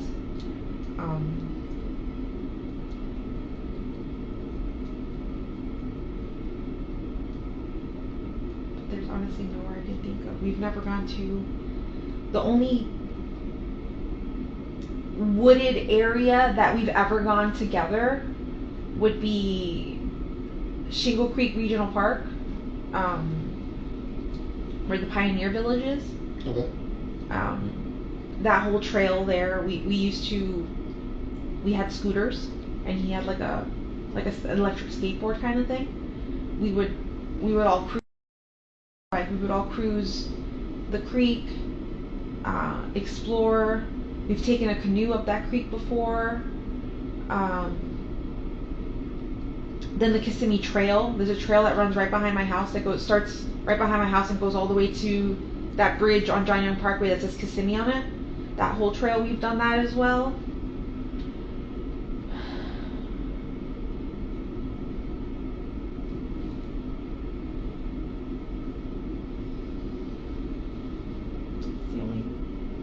That's the only places I could think that like he may have gone, because that's where I know I've gone with him before.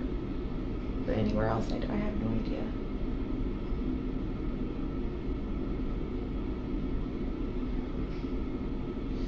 So our ERT team, it's called Emergency Response Team. It's just a group of people who search areas. Doesn't have to be wooded, can be wooded, can be swampy.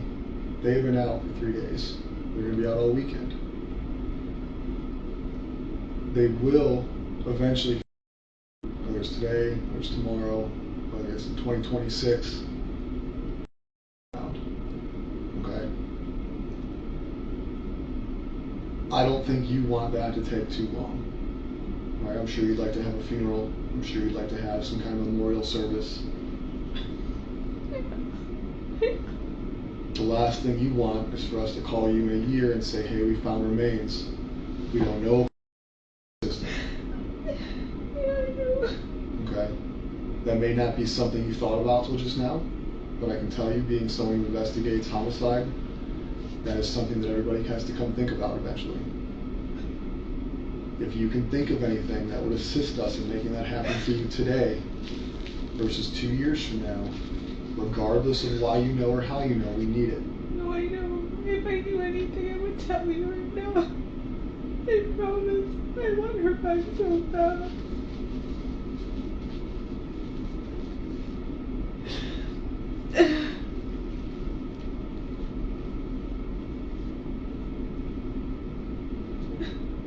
I don't want to think about planning a funeral.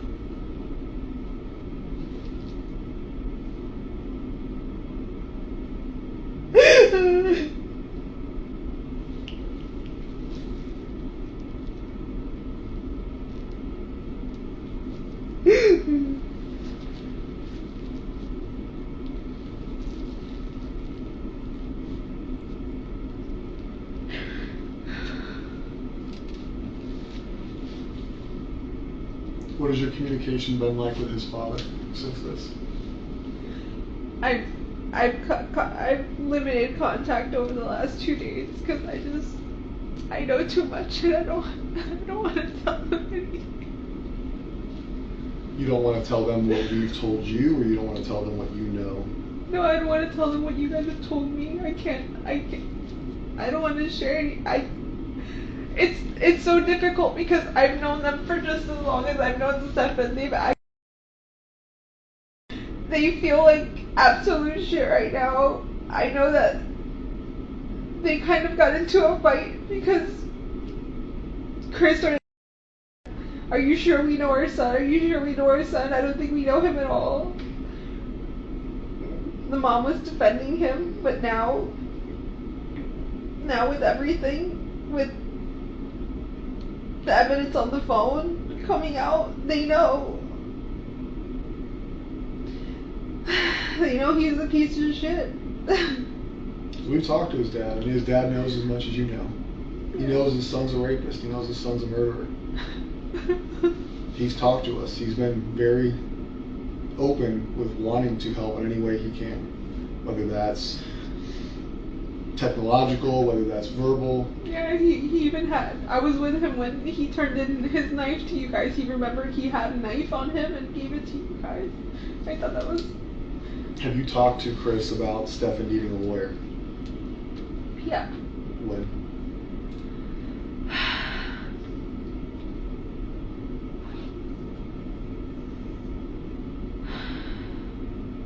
I think when you guys showed me the photos. So we showed you photos of Stefan raping And No. the first thought you had was to ask his father if you should get a lawyer? No. I saw a picture. I didn't see the rape. I didn't know she was getting raped until yesterday. I saw the picture of the oral sex happening. And I knew that was true, right? That's evidence. That's for real. That's fucking happening. But I kept thinking, they're going... I don't know why I can't tell you why my brain kept thinking, no, he didn't kill her. Not that he didn't kill her, but she's still missing. She's still out there. She was taken. Yes, he's done this to her, and that's not okay. But I swore she was still, I felt in my body she was still alive. She was still out there. I told Chris to get him a lawyer because I felt like you guys were chasing the wrong person. But you weren't. You're not. We showed you a picture. The picture you saw, she was giving a blowjob to a grown-ass man and you told his dad to get him a lawyer. Missing, right? Now you know, but then you just thought she was missing. And we were showing you our investigative lead being raped. A blowjob is rape. Not consensual. Whether she wants to do it or not, that is not consensual. And you prioritized him again. You prioritized him by offering him or telling his dad to get him a lawyer. Not what the fuck did he do? Not, hey, we need to figure out what happened. No, let's protect Stefan. I was in shock. No, it's not shock. That is your natural instinct to protect Stefan. Okay? And if that's naturally how you react, that's fine. But that goes into what I've been telling you this whole conversation is I don't believe a lot of the things you're saying, and I don't believe a lot of the things you say you weren't aware of. And that is because you've now shown me twice that your first reaction, no matter what you were told or shown, missing and we're seizing the cell phone, or we're showing you pictures of her giving him a blowjob, your first reaction is to protect Stefan. So now, murdered by Stefan, you're aware of this, you were shown pictures of this, you were shown pictures of her body in his car with a seatbelt on, right? We have played it out for you. But Now you're in a stage where he's in jail, you know she's passed away, and now you can feel emotion, right? Until that point, when you were shown that she was deceased, your continued first reaction is to protect this guy. You just said, I only saw a picture of him, whatever your verbiage was, I say blowjob, of his penis in her mouth, and your first reaction was, fuck. Oh my, being victimized? No. She's being abused? No. It's Stefan needs a lawyer. Who the fuck cares if we think he killed her? He's I don't know why I said that. But that's the problem. You don't know why. So the reaction in your mind is you are continuously protecting this guy. So why do I sit here and believe that you don't? Because right now you know Stefan killed her. You know Stefan's been raping her. You know without her body, can he be charged with murder? I don't know. Exactly. So you don't know what we can do. Do I think we can charge him with murder? It's not up to me. Should he be charged with murder? Yes. Please. Does your role in her life lead this to happen? I'll be honest. Yes. I know. Since she was a child, since her victimization started, it occurred under your roof and you acted like it didn't exist. And knowing the victimization, knowing how ongoing it is, knowing that you saw a picture of it, not just us telling you, not me and him saying, hey, listen, he's being... I think they had a bad relationship. They showed you a fucking picture of it. And you still protected him. So how am I supposed to not think that the thought process in your mind is until she's found, Stefan can't be charged with murder? Because we both now know that you don't want him to be charged with murder because you want him to have a lawyer. No, I don't. The blowjob. That was then. He can't be charged with murder. That was then. Everything that you guys have shown me since then and have showed me that he's so we had to show you a picture time? of her dead in a car for you to finally not take his side? Enough? Do you not see where I'm coming from? Like, I'm not trying to be a dick here. No, but it makes absolutely no sense that your name is Stefan. I don't know. Where does your mind go? Stefan. There should have been no doubt in your mind when they showed you that picture of what he was doing to you, that you had any care in the world other than I want that motherfucker to die. Whether you believe in the death penalty or not, he protected him. So now we're talking about her disappearance and where her body is. Why do I believe that you're still not protecting him? Because you say so? Because you can't explain why you protect him. You can't explain what is inside of you that makes you protect Stefan. And you may never be able to explain it. But eventually we're going to have to figure it out, because you haven't convinced me that you're still not protecting Stefan. I got all these people out here searching. I haven't seen my own kid in days because I'm looking. I truthfully believe that I can't go home and see my kid is because you're protecting. I can't go because you're people sitting in the woods just waiting for me to tell them where to go, but I can't because I think you're in trouble. I don't care about him. I want him to go to jail. I want the worst thing possible to happen to him in jail. I know what happens to predators in jail. Like, I'm ready for that. Like, please. I don't give a fuck about him. I'm not protecting him. But you knew he was a predator when you got shown the picture. And then you text his dad that he needs a lawyer, and you hope that he invoked, was the words I was told. What? You hope that he didn't talk to us. He needs a lawyer. No. All over a picture. You didn't care. You didn't care then. Oh, whether sex isn't important to you, that wasn't anything close. I knew what I saw was He was terrible. a predator right then and there. That's the day you found out he was a predator. Yeah. Yes. And after you found out he was a predator, did you not say he needed a lawyer? I did. So why today, Friday at almost 3 o'clock, 5 days into the disappearance, 2 days since you probably found out, or 1 day since you found out she was murdered, do I believe you that you're not telling me where he went, or that he didn't disclose to you where she was, or what caused this to happen? Is listen, I know you know I've been doing whatever, or listen, this fucking happened. How do I believe that that didn't happen when everything you've shown me is protect Stefan? Now, once have you shown priority in this conversation, in this investigation? You're coming here looking for her. You reported her missing. Trouble for not doing that.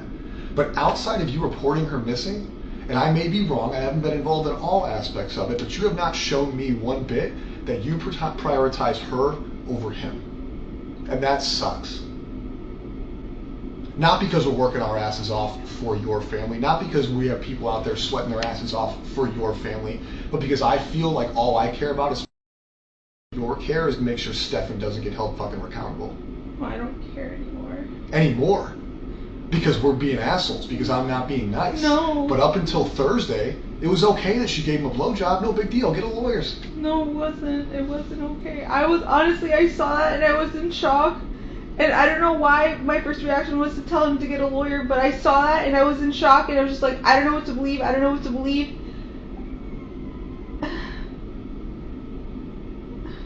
It's easy to believe it now. We showed you pictures of it. You can't deny it anymore. The sex was okay. The murder's not. At least that makes sense. None of that's okay. I want to know what it is. And not because I think you're a bad parent, not because I think you're a bad person. Dead or alive, she's missing. Her body is out there. Her body needs to be recovered so she can have a proper burial, a proper funeral. She needs to be laid to rest. Your family needs to be able to mourn her. And we need that information. That is life. That is not life of the law. That's not life of the sheriff's office. That is common decency. That is what she deserves. That is what you deserve. That is what your family deserves. But the longer that happens, the longer it takes us to find her, the less likely that's going to be for you guys. And I'm sorry if I'm wrong. I truly am. But deep down, you haven't showed me that I am. I don't know what I need to show you. Prioritize her over Stefan. Think of places he would have dumped her body. Think of places he went, things you've talked about, things you've discussed, whether it's this week, last week. Don't put it in your mind that he's been victimizing you, or don't put in your mind that I'm being a dick. And what can I think about to find out where Stefan put her?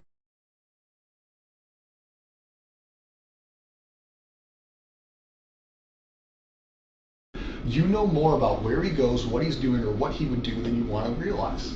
That's natural, not because I'm telling you, but because that's natural. I have best friends. I know more about them than I think I know about them. I just need to sit down and think about it. So I need you to sit down and think about it. Whether you need a minute, we're not in this room, whether you want to do it with us in this room, we need to leave here with an idea of where we can go look for. That is one thing we can agree on.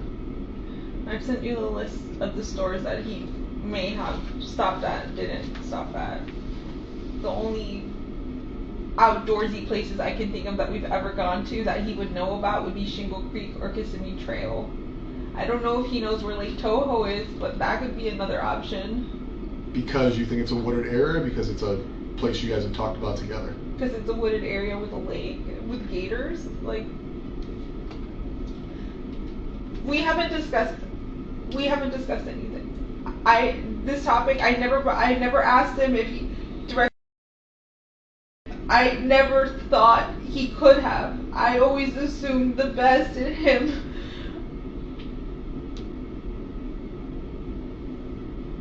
But I didn't ask him directly. I didn't even suspect that until you guys showed me that picture upstairs. We're here. I don't know. I'm just thinking of, if I name places, it's going to be wooded areas that I can think of, but he hasn't told me anything. Like, he has not told me, or we haven't discussed. So him going to 192 that day, all you know is that he went to 192. He said he wanted to visit House Card Rules. That was one of he named 3 stores, and that's one store I can remember him listing on that list. House Card Rules? Yeah, I don't have my phone. We'll get your phone a little bit. House Card Rules. What kind of store is that? I don't know if that's like a video game or card game or board top game store. But that's on 192. Close to one, I think. Okay. I think close to 182 somewhere. And he said he wanted to go to 3 stores. Yeah.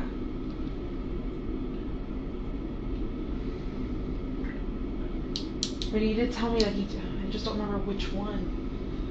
Are there woods in that area? Are you familiar with 192?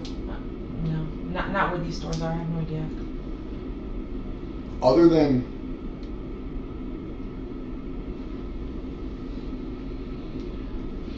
you came up with wooded areas that you know of. Yeah. You came up with wooded areas that you think he could dump a body in. Because I've been there with him, yeah. I need to know wooded areas where he travels.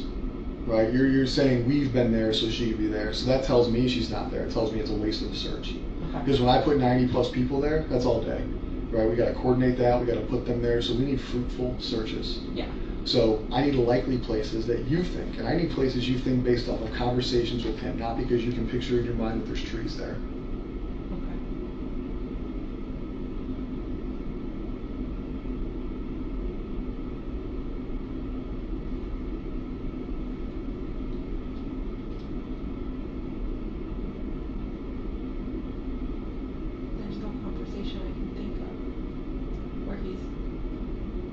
Interest in being anywhere near woods or it being along his way. You said he got a flat tire. Tell me about the flat tire you got. So he said he got a flat tire.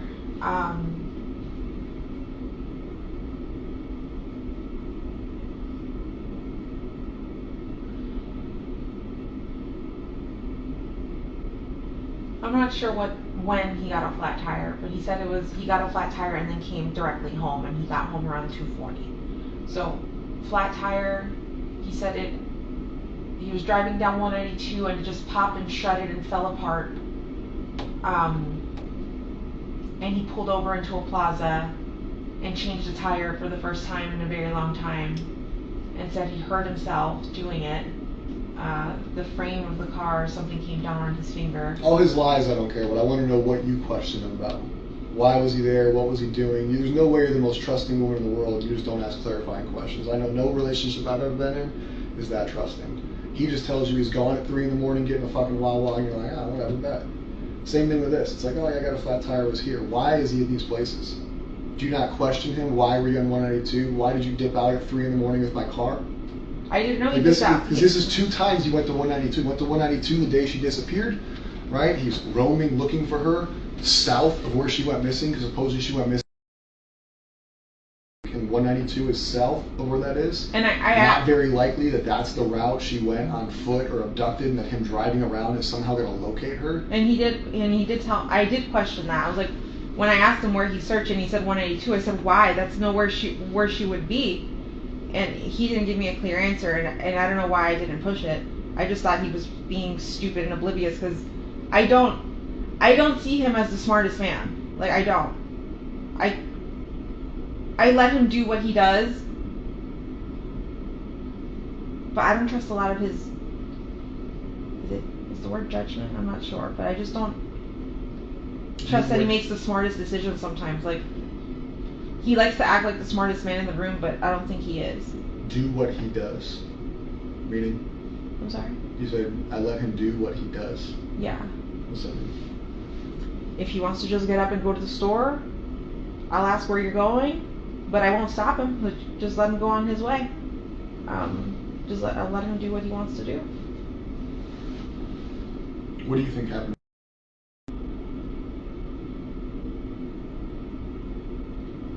Monday to now. You know she's deceased. We showed you pictures that she's deceased. We know that she was probably deceased Sunday into Monday.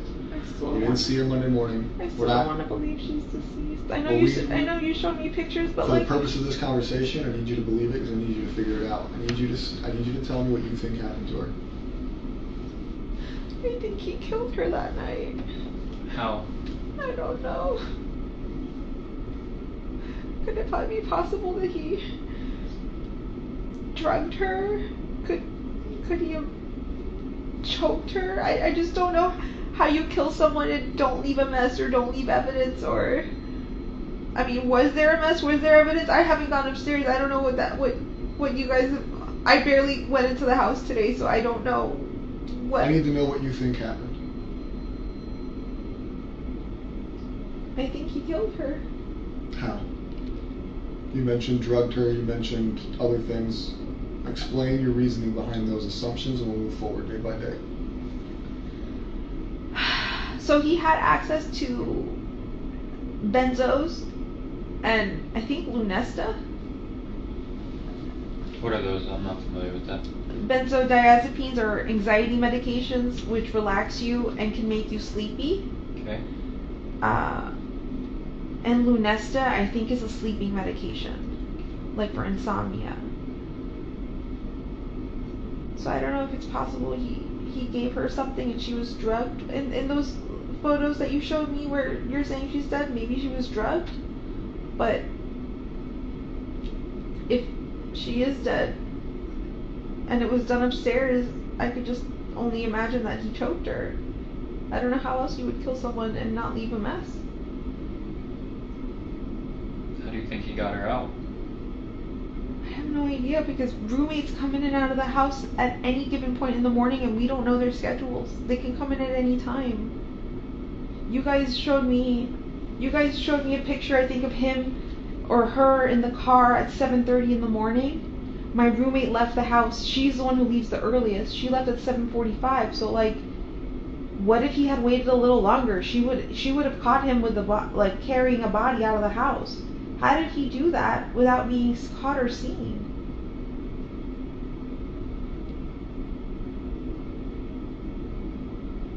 That's what I don't understand, because like, did you guys check and see if any of my neighbors have Ring cameras? Any? Nothing? I don't know what data we've gotten from them, but at this point I need to know what you think happened to her. I don't need you to ask us what we found. Okay. What we found has happened. I need you to come up, in your words, in your mind, what do you think happened that night into Monday, because we do not know. We do not know if her murder occurred Sunday or Monday. All we know is that when you went to bed, they went to bed together, and she's no longer here. So I need to know what you think happened to her, how he got her out of the house, where he went, how he got her into the car, what is your thought on what happened. I think she was killed Sunday night into Monday morning.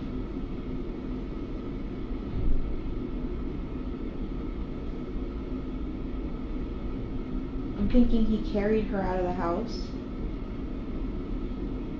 I don't know how he didn't get caught by any of my roommates or no one heard.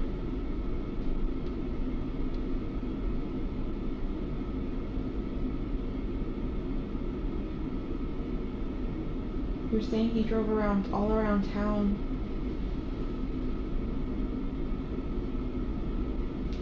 I'm not sure where he could have gone.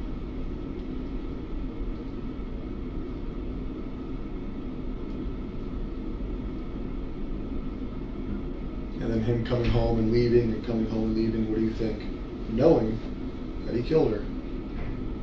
If you had That's to make- suspicious if as you were- fuck. It is suspicious as fuck, but if you're writing a book, what do you write? Let's say this is a fiction novel, right? You're now aware that he killed her, so now you can piece together a story of what happened, right? You don't know the story because you're not him, and you tell me he hasn't told you, so it's not real. So you're telling me what you think, Yeah. right? We know he killed her. We know he drove out of there Monday morning.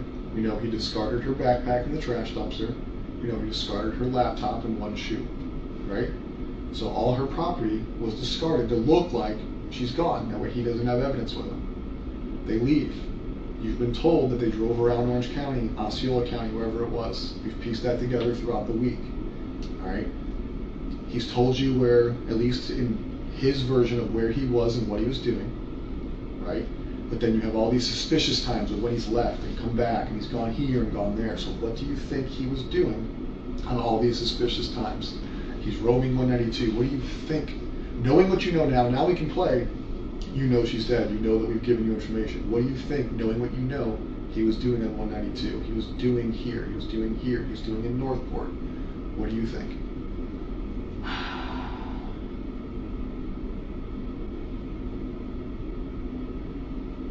So him leaving early in the morning and driving around aimlessly somewhere. I feel like he stashed the body at that time. When he came back and then left again. But see, it's daytime. Like, how could you move a body or move something in daytime and not be seen? But like, I feel like he went back to check to make sure he did a good job, or to move the body again. I don't know.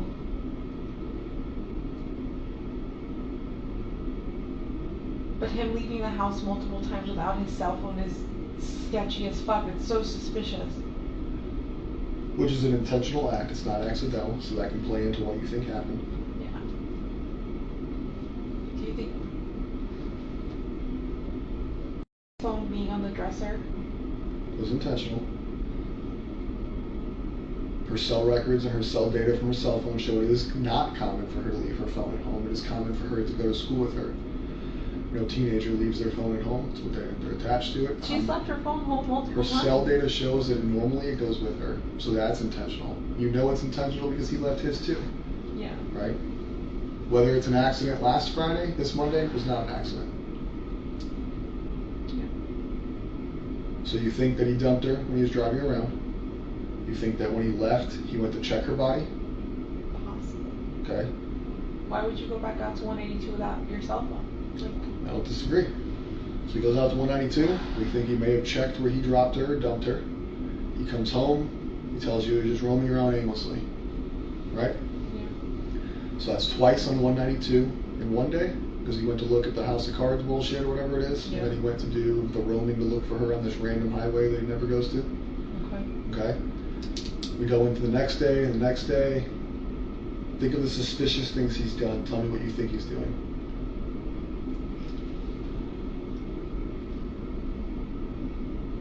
Him grabbing my phone and trying to log into his emails, that seems kind of suspicious. What was he trying to see? What was he trying to do?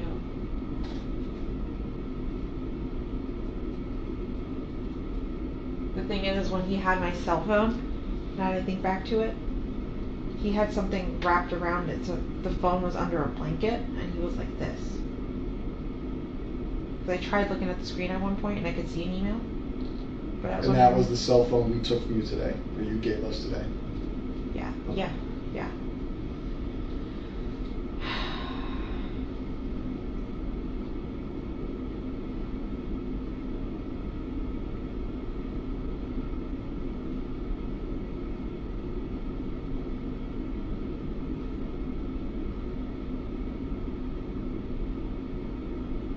Can you guys tell me if this is true? Because I recall a family member telling me something, like my sister.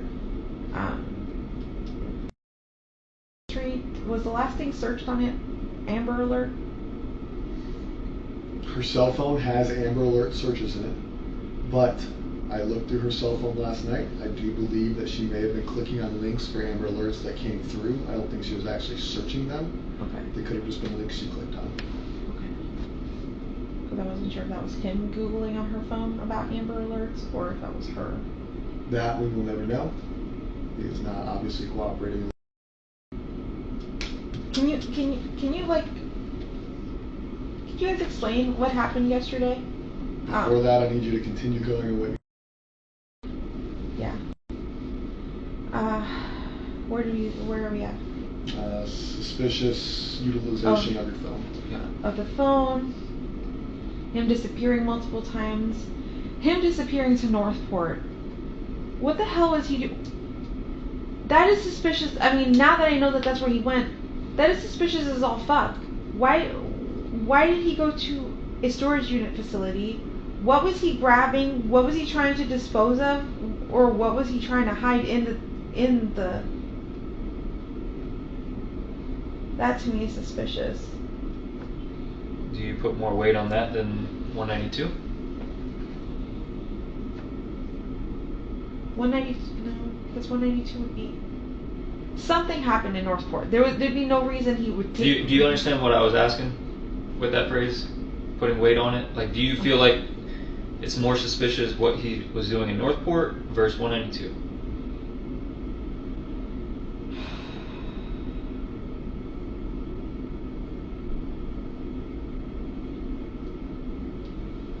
I don't know which one's I don't know which one is more suspicious to me.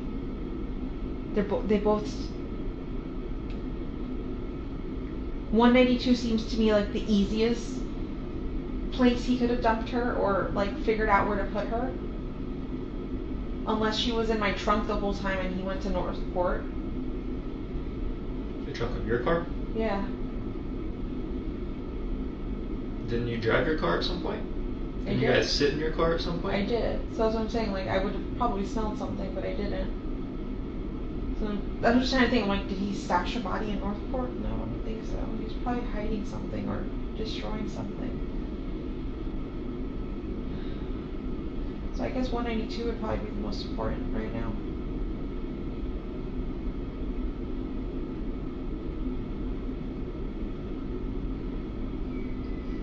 For being in your trunk is oddly specific.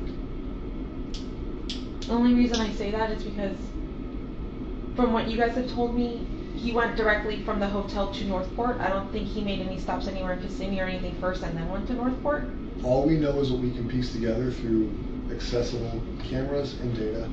So his movements, his driving patterns, his actions, we can only 100% say what they are if they're on camera. Okay. So we can say he went to Northport because his car was in Northport.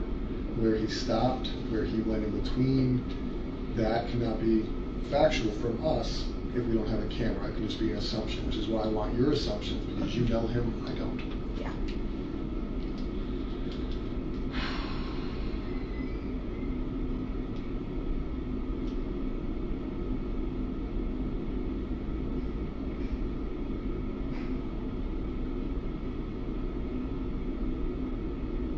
If I fell asleep at 3:30, 4 o'clock in the morning,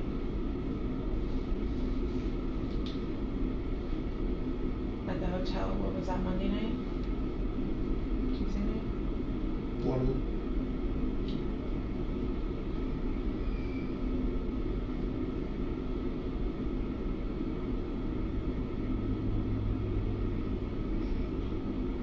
I'm just trying to think, like,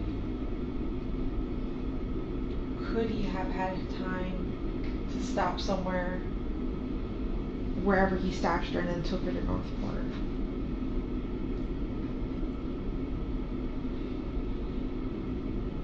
think he had time.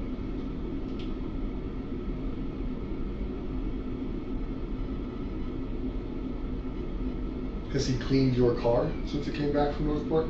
Has he brought it to a car wash? Has he detailed it, paid somebody to come out? No.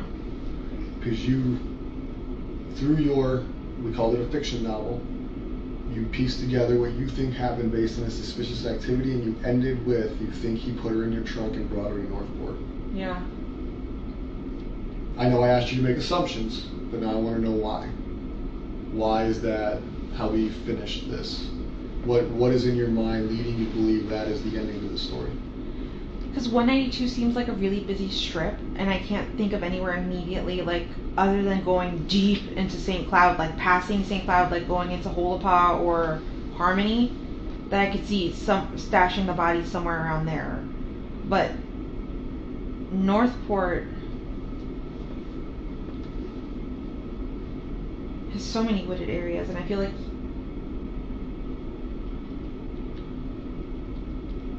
he would be familiar with both areas. I just don't know him to ever drive down 192 super far down, like into St. Cloud. But I've known him to drive around all around Northport.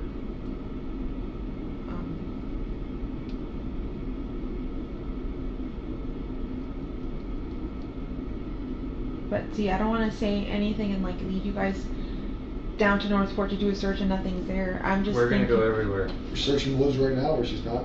Okay. I just want to be like, I know you guys are like looking at me for the details, but I'm like, I don't want to send you on a wild goose chase.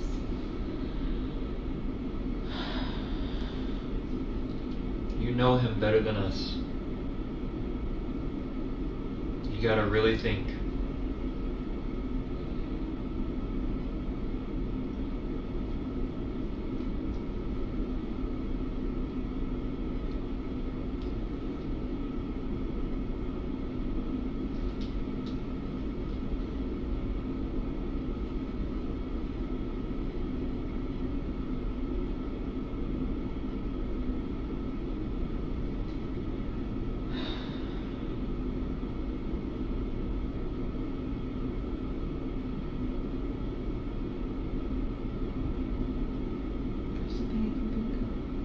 Take her. I'm going blank. I have no idea. I feel like you're becoming emotional right now. I feel like you want to tell us. No, if I knew what to tell you, I would tell you. If I had the truth, I would tell you. I don't know anything. Jennifer, where do you think you took her?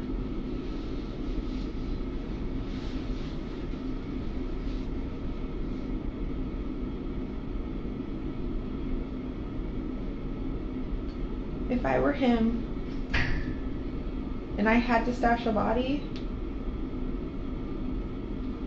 but I would never do this.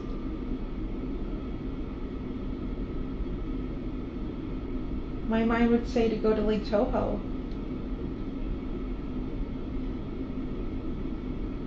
There's a lot of woods there, there's a lot of gators.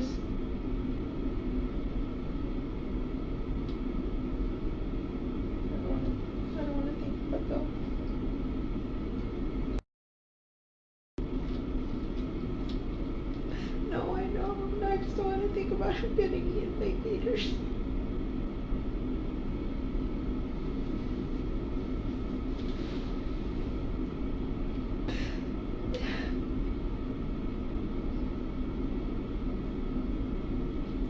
I don't know where she runs.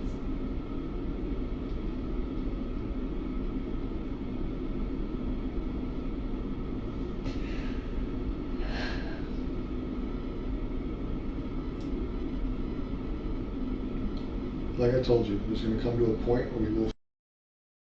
Right? Volusia County Sheriff's Office just found somebody the other day that's been missing for a long time. People get found. Sometimes it's quick, sometimes it's not quick. I hope in this situation it's today, tomorrow, Sunday. But we will find her. What you need to think about is when we find her, is there an opportunity or a chance that we are going to prove that you did not assist us to your full capability in this investigation? And if that is true, you need to think about the consequences of that. consequences of hindering a murder investigation or a capital sexual battery investigation could be punishable up to probably the same charges, the same time in jail. I know you know that I don't believe what you're saying, and I know you know that I think you prioritize Stefan, that you prioritize jail. You see what I'm saying? Like, if we come back and prove that you sat in this room and misled us, No. that you didn't lead us in the right direction, or that you assisted, or you acknowledged, or you knew, you're gonna be mourning from jail. If I knew anything, I swear I would tell you. I know nothing. He hasn't mentioned. We haven't discussed this. I had no suspicion of anything. He did not tell me any more details of where he went that day other than those shops that I had mentioned.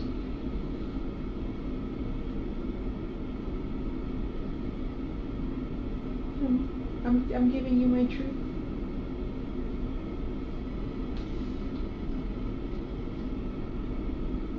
On any of the days that he came home after these suspicious outings, 192 trips, Northport trips, and everything else, did he change clothes? Did he come home and appear disheveled, sweaty, dirty?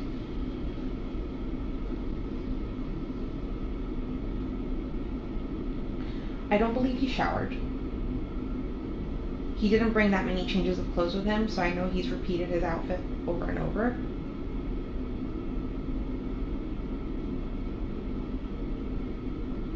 It's possible he could have come home all sweaty and disheveled after the supposed changing the tire thing, but I wasn't home to see that. Yeah. But other than that, I didn't see him come home dirty or sweaty or anything like that.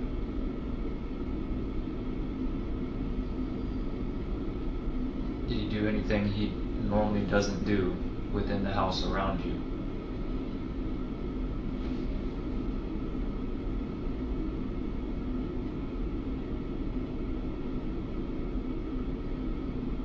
No. No.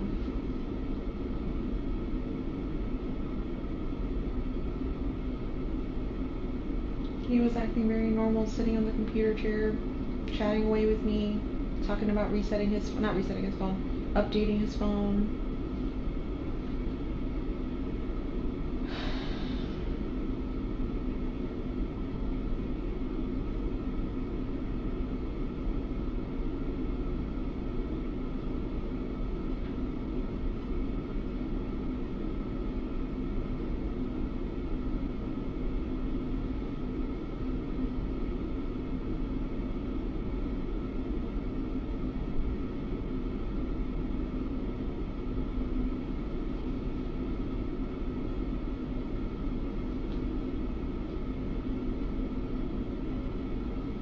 Did he carry tools in his car to change a tire, typically? I think he said there was a tire iron in the car and the jack. Did he bring it inside? Did he leave it in the car? After? I think he left everything was in the car.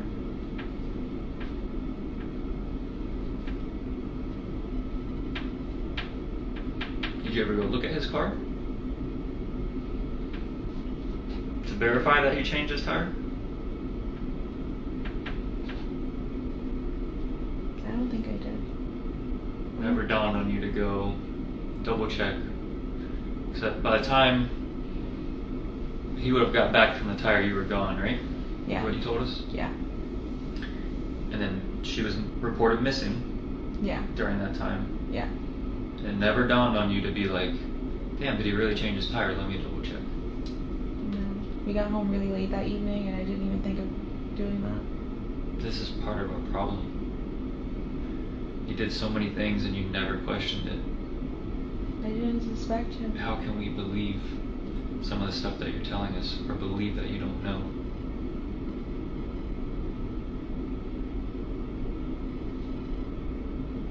I don't know how to say it. I mean, I guess I'm stupid and gullible and very trustworthy, but I didn't think he'd be the type to do anything like this.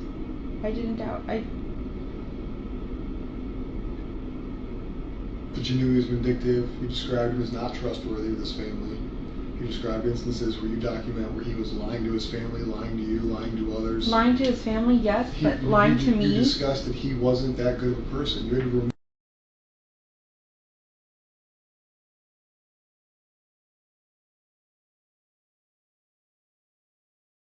It wasn't his family. You're not describing him in a positive light at all. So this trust, this caring, all this stuff makes no sense because you, regardless of the victimization, describe him as a good person. He's stealing from his parents, right? But he never stole from me. You guys have no money, but all he's doing is ordering things, right? He's buying himself things. He's not. You described him as a selfish thief. You even called it a robbery, that he robbed his parents. So you're trusting this dude who you're describing as untrustworthy. But I thought he was. What happened to her? Where did you ask that? I can't fathom that. I can't wrap my head around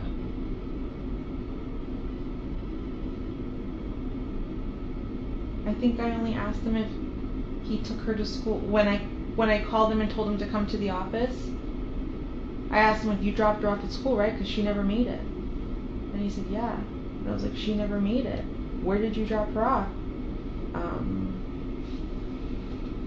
You guys sat in your car Tuesday night when I was out there. I was out there at least 4 hours. Just you two in that car. Yeah. You can't tell me you guys did not have any conversations about this. There's no way. A reasonable person would have been questioning him. You were the last person with her. What the hell happened this morning? You never did that in that car. No, I didn't.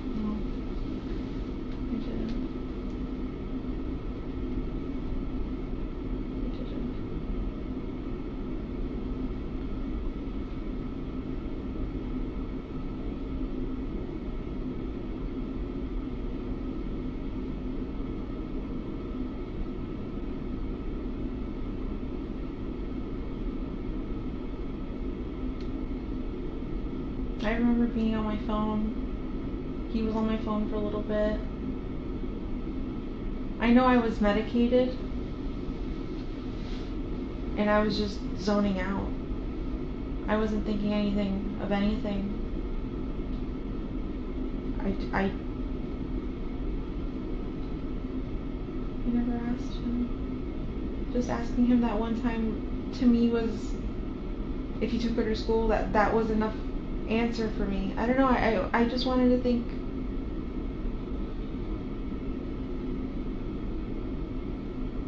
Not think the worst, I guess? I don't know. But I just didn't think he did anything. Now I know. But then I didn't. I was still believing everything he was telling me. Juvenile robbery suspects utilize the excuse of, I was high on bars, I took Xanax, I was blacked out. Right? Every juvenile robbery suspect you interview, I was, in your words, medicated, in their words, high, incapacitated, drunk. It's an excuse to avoid admitting what happened. When you say you're medicated, I can't think of an amount of medication that will numb you so bad to numb the fact that the investigation is occurring right in front of your face for your missing. So being medicated is just an excuse to avoid answering why you didn't discuss with him what happened. It minimizes your guys' interaction by saying you were not fully coherent. But there's a person I know who can sit in a car and watch a bunch of detectives and crime scene investigators and everybody else search her house, seize her house, and be so numb that somehow is not ringing bells, is not overcoming the power of this little medication. There's no way. The human body will overcome that in a big situation. You didn't take enough medication to numb you of the reality of what was occurring. I mean, there's no way. Unless you were fully incapacitated, there's no way you were so numb that everything he described to you, everything I described to you was not in the forefront of your mind. You weren't numb. Just like these robbery kids weren't blacked out. They weren't high enough to not remember the robbery. They just don't want to talk about it. No, it wasn't clicking. It didn't click to me. Like, you guys telling me, like, it wasn't as obvious, like this and that.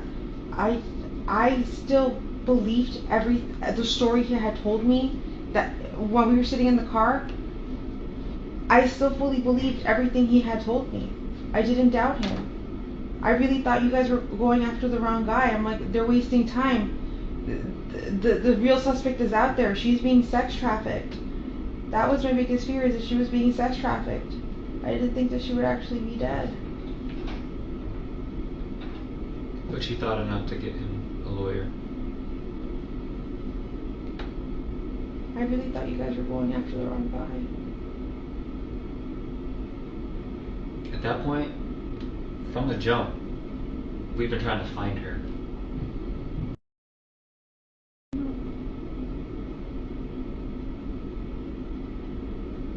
That has been and will be our biggest priority. Him getting arrested for victimizing her was an accident. We only discovered that she was a victim because we took his phone. And I'm like so happy that happened, because if not, this would have continued to keep happening. Well, it wouldn't have, because he killed her on Monday.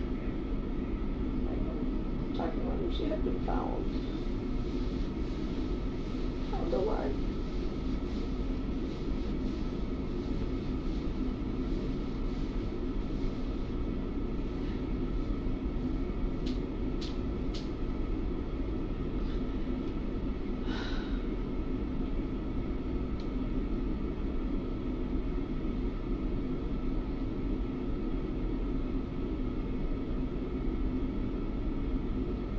There's no, I've asked this before, but there's no like map you guys can show me of like with a highlighted route of where he could have taken, to see if I could recognize anything or suspect anything.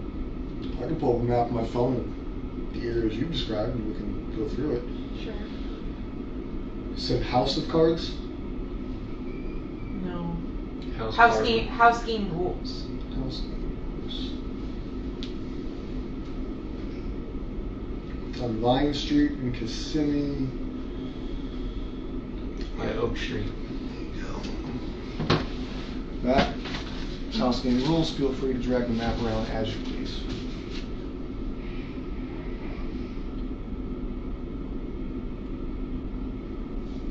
That's all of it. Oh my god. And realistically, Florida has a lot of wetlands, so anything you see that's green may not necessarily be wooded. It's maybe a rural, but we're looking more for where you think based off of his route, not necessarily just like the green parts of the map. Yeah.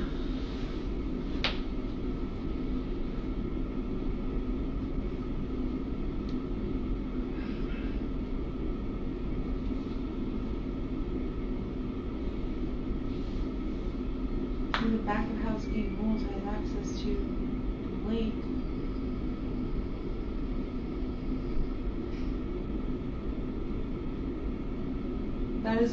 That is the one shop I can remember him specifically naming that he was going to that Monday. He said house game rules. Did he make it there? I don't know.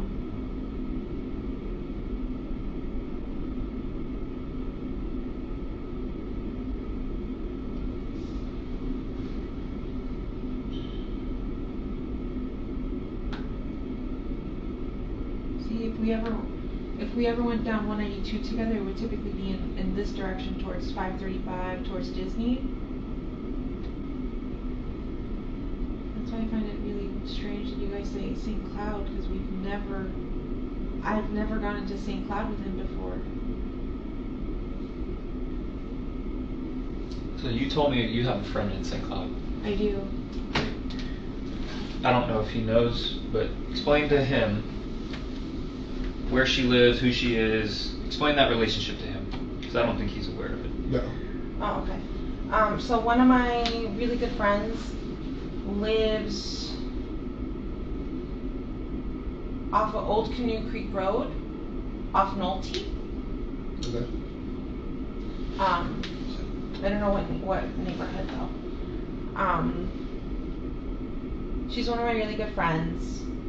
She's somebody I know that lives in St. Cloud. She's one of like two people I know that live in St. Cloud. She's hung out with us, as in me and Stefan before. She's come over to hang out with me, and Stefan would be hanging out there too, so we would all kind of hang out together. But Yeah, she's just a friend. And you're 100% sure he's never been to her house? Yes. Do they have their own friendship? Or is it just that's your friend and the only time he ever talks to her or hangs out with her is with you? Exactly. Just my friend, and he would talk when she was around. And you just told me about this second person in St. Cloud. Who is that? Somebody I haven't seen in a long time. Her name is Courtney Brackman. She lives. Can you pull up the map? Mm-hmm. But he's never been over to her house either.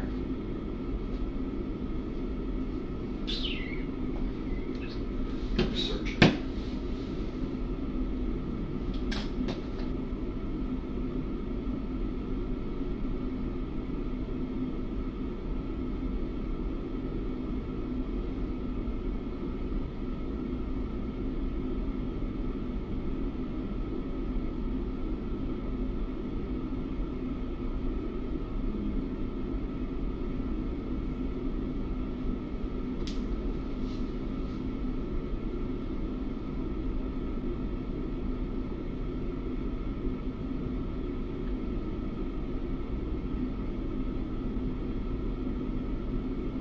She lives somewhere in this area over here. Around here. Lake Lizzie to me is familiar. I would go hiking there often. Well, There's a preserve there. yeah, a few years ago, we would go hiking all the time with my friend Courtney, the one who lives right by there. With Stefan? No, Stefan would never come. Now, would you tell him you're going to Lake Lizzie Preserve? I've mentioned it before, yeah, when we've gone. Okay.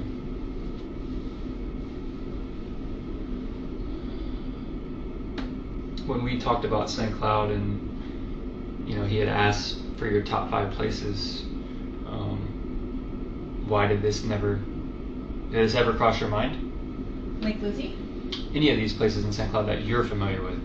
I mentioned them the first time St. Cloud was brought up. I mentioned my 2 friends that live there.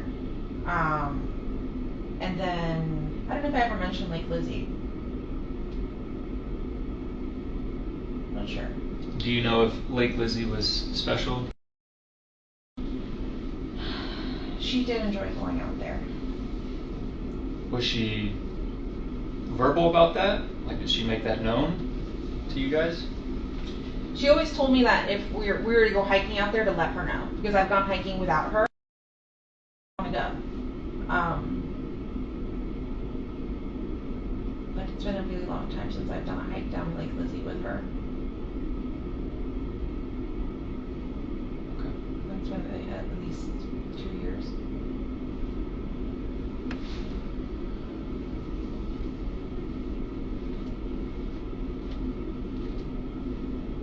Yeah, those are the only places in St. Cloud that I would know, that I could think of, that he might be aware of, but But your gut tells us no. Lake Lizzie, probably not. Like, does he even remember what the name of Lake Lizzie is? Probably not.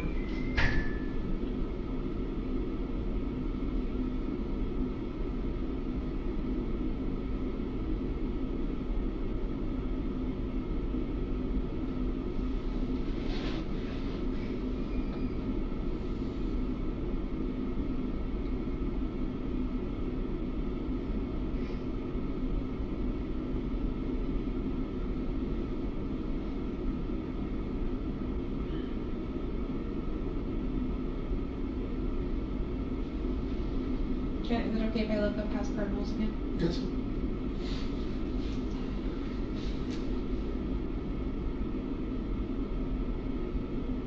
Or house rules too?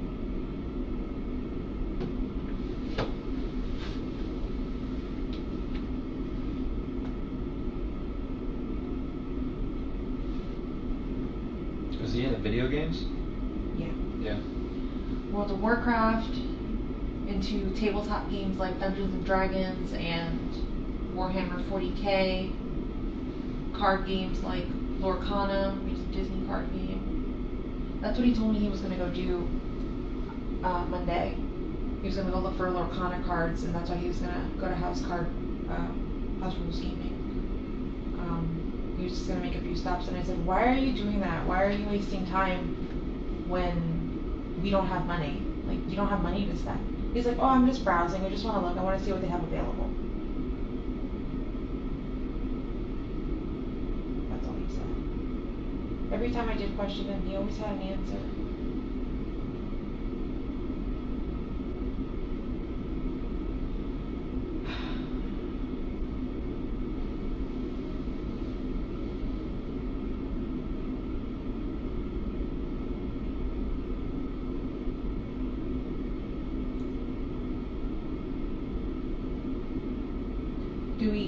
Do you guys know, like, up until when on 182 you guys found him, see him? Like, how far down? We just know it's St. Cloud. So I keep thinking, like, house game rules on 182. Okay, it's got some secluded stuff in the background, or in the back of it, but it's still 182. It's still really busy.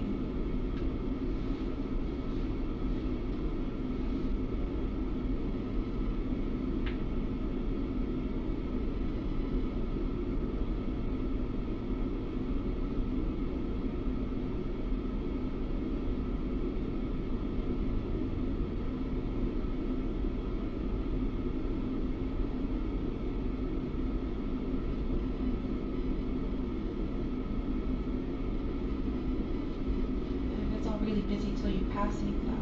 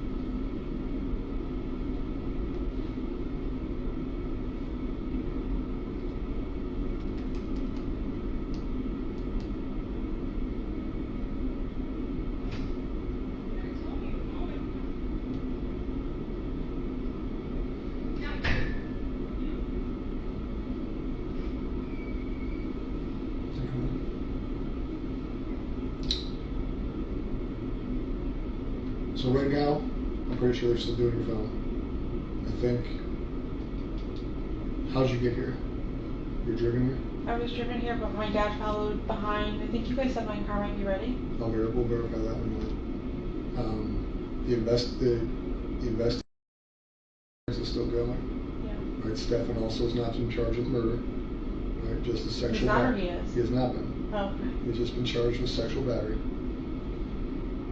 I have a couple questions for you that are going to be on record. They're going to be official. I'm going to need you to answer truthfully. Because if they determine that you did answer not truthfully, you can be held accountable for it. Make sense? Yeah. Raise your right hand. Do you swear that everything we talked about today in this interview is true and correct? Yes. Did you lie to me or the detective at any time? No. Okay. Do you currently know, or have you ever been aware of where his body has been since Monday? No. Did you have any? No. Were you aware at any time, whether it be the most recent instance or the first instance, victimization sexually by Stefan? Okay. At this time, you do not know where Stefan went on 192? I don't. You do not know where he went in Northport? I do not. And you have at no time this week had any conversations with Stefan where he disclosed what he did? No. Okay. The story that we talked about of what at one point we discussed that she could potentially have been in a trunk on the way to Northport. Yeah. Is that information you know to be true or an assumption? An assumption. Okay. Do you have any questions for us before we go check on the phone in the car? We may not be able to answer everything, but if you have questions, we can see if we can answer those questions.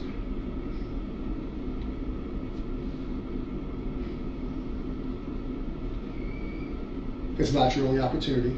Your only opportunity phase was you saying you swear. Yeah. With lastly, the only opportunity, you obviously have numerous detectives' phone numbers, you have numerous agencies' phone numbers, things like that. So realistically, there will be other options for you to ask questions. I don't think I have questions right now. Okay. I don't want you to think I was purposely an asshole to you. No, I know. You're Alright. doing your job. Like I told you, like the sheriffs have probably reached out. You've been in communication with numerous people here.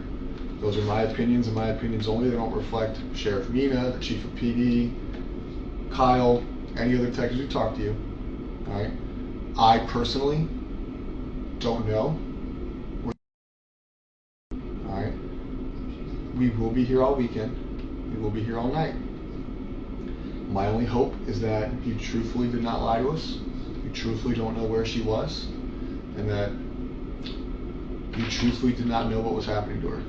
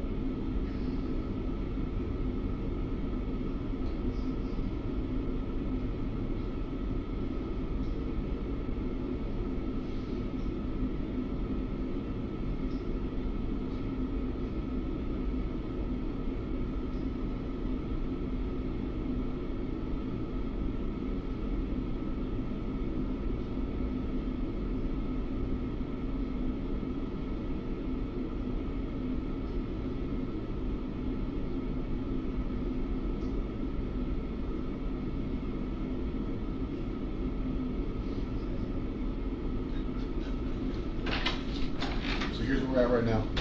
Your car is obviously able to be released to you, the Nissan. It requires us to do some paperwork because we did log it into our system. So now that it's in our system, we got to release it properly to you, which is no big deal. It'll take a couple minutes. Because of the high profile. All right, I know you said we can download your phone, and I do appreciate your cooperation with that. But because the same way we did with Stefan and every other phone and digital device we've seized, they're making us write a search warrant on it, which really doesn't affect you too much. The search warrant is a legal thing. It's not a you thing. It's not a trust thing. But with that, it takes a little bit longer. Yeah. All right, so I can release your car to you right now. We can go facilitate that downstairs. I cannot make you a promise that that phone will be downloaded by the time your car's ready. What I can promise you is that the moment it is downloaded, if you have left from here, I will bring it to you. You're staying with your sister still? Does anybody have your sister's phone number that we can make sure we can communicate with you on? Yeah. My dad is downstairs, I think, waiting for me, so I can give you my dad's number since he'll be Whatever with me. phone numbers we can have, just to make sure that Yeah. if we are unable to give you the phone back today, we'll throw my shit out there. That way, if we are unable to give you the phone back, we at least are able to contact you, and we want to make sure you have a phone to contact us if something arises. You know what I mean? Yeah. No, for sure.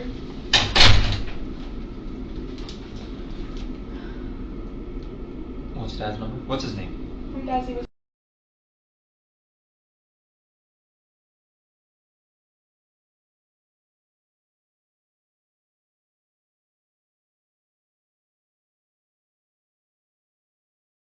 And if you can't get a hold of him, you can take my sister's number. She's.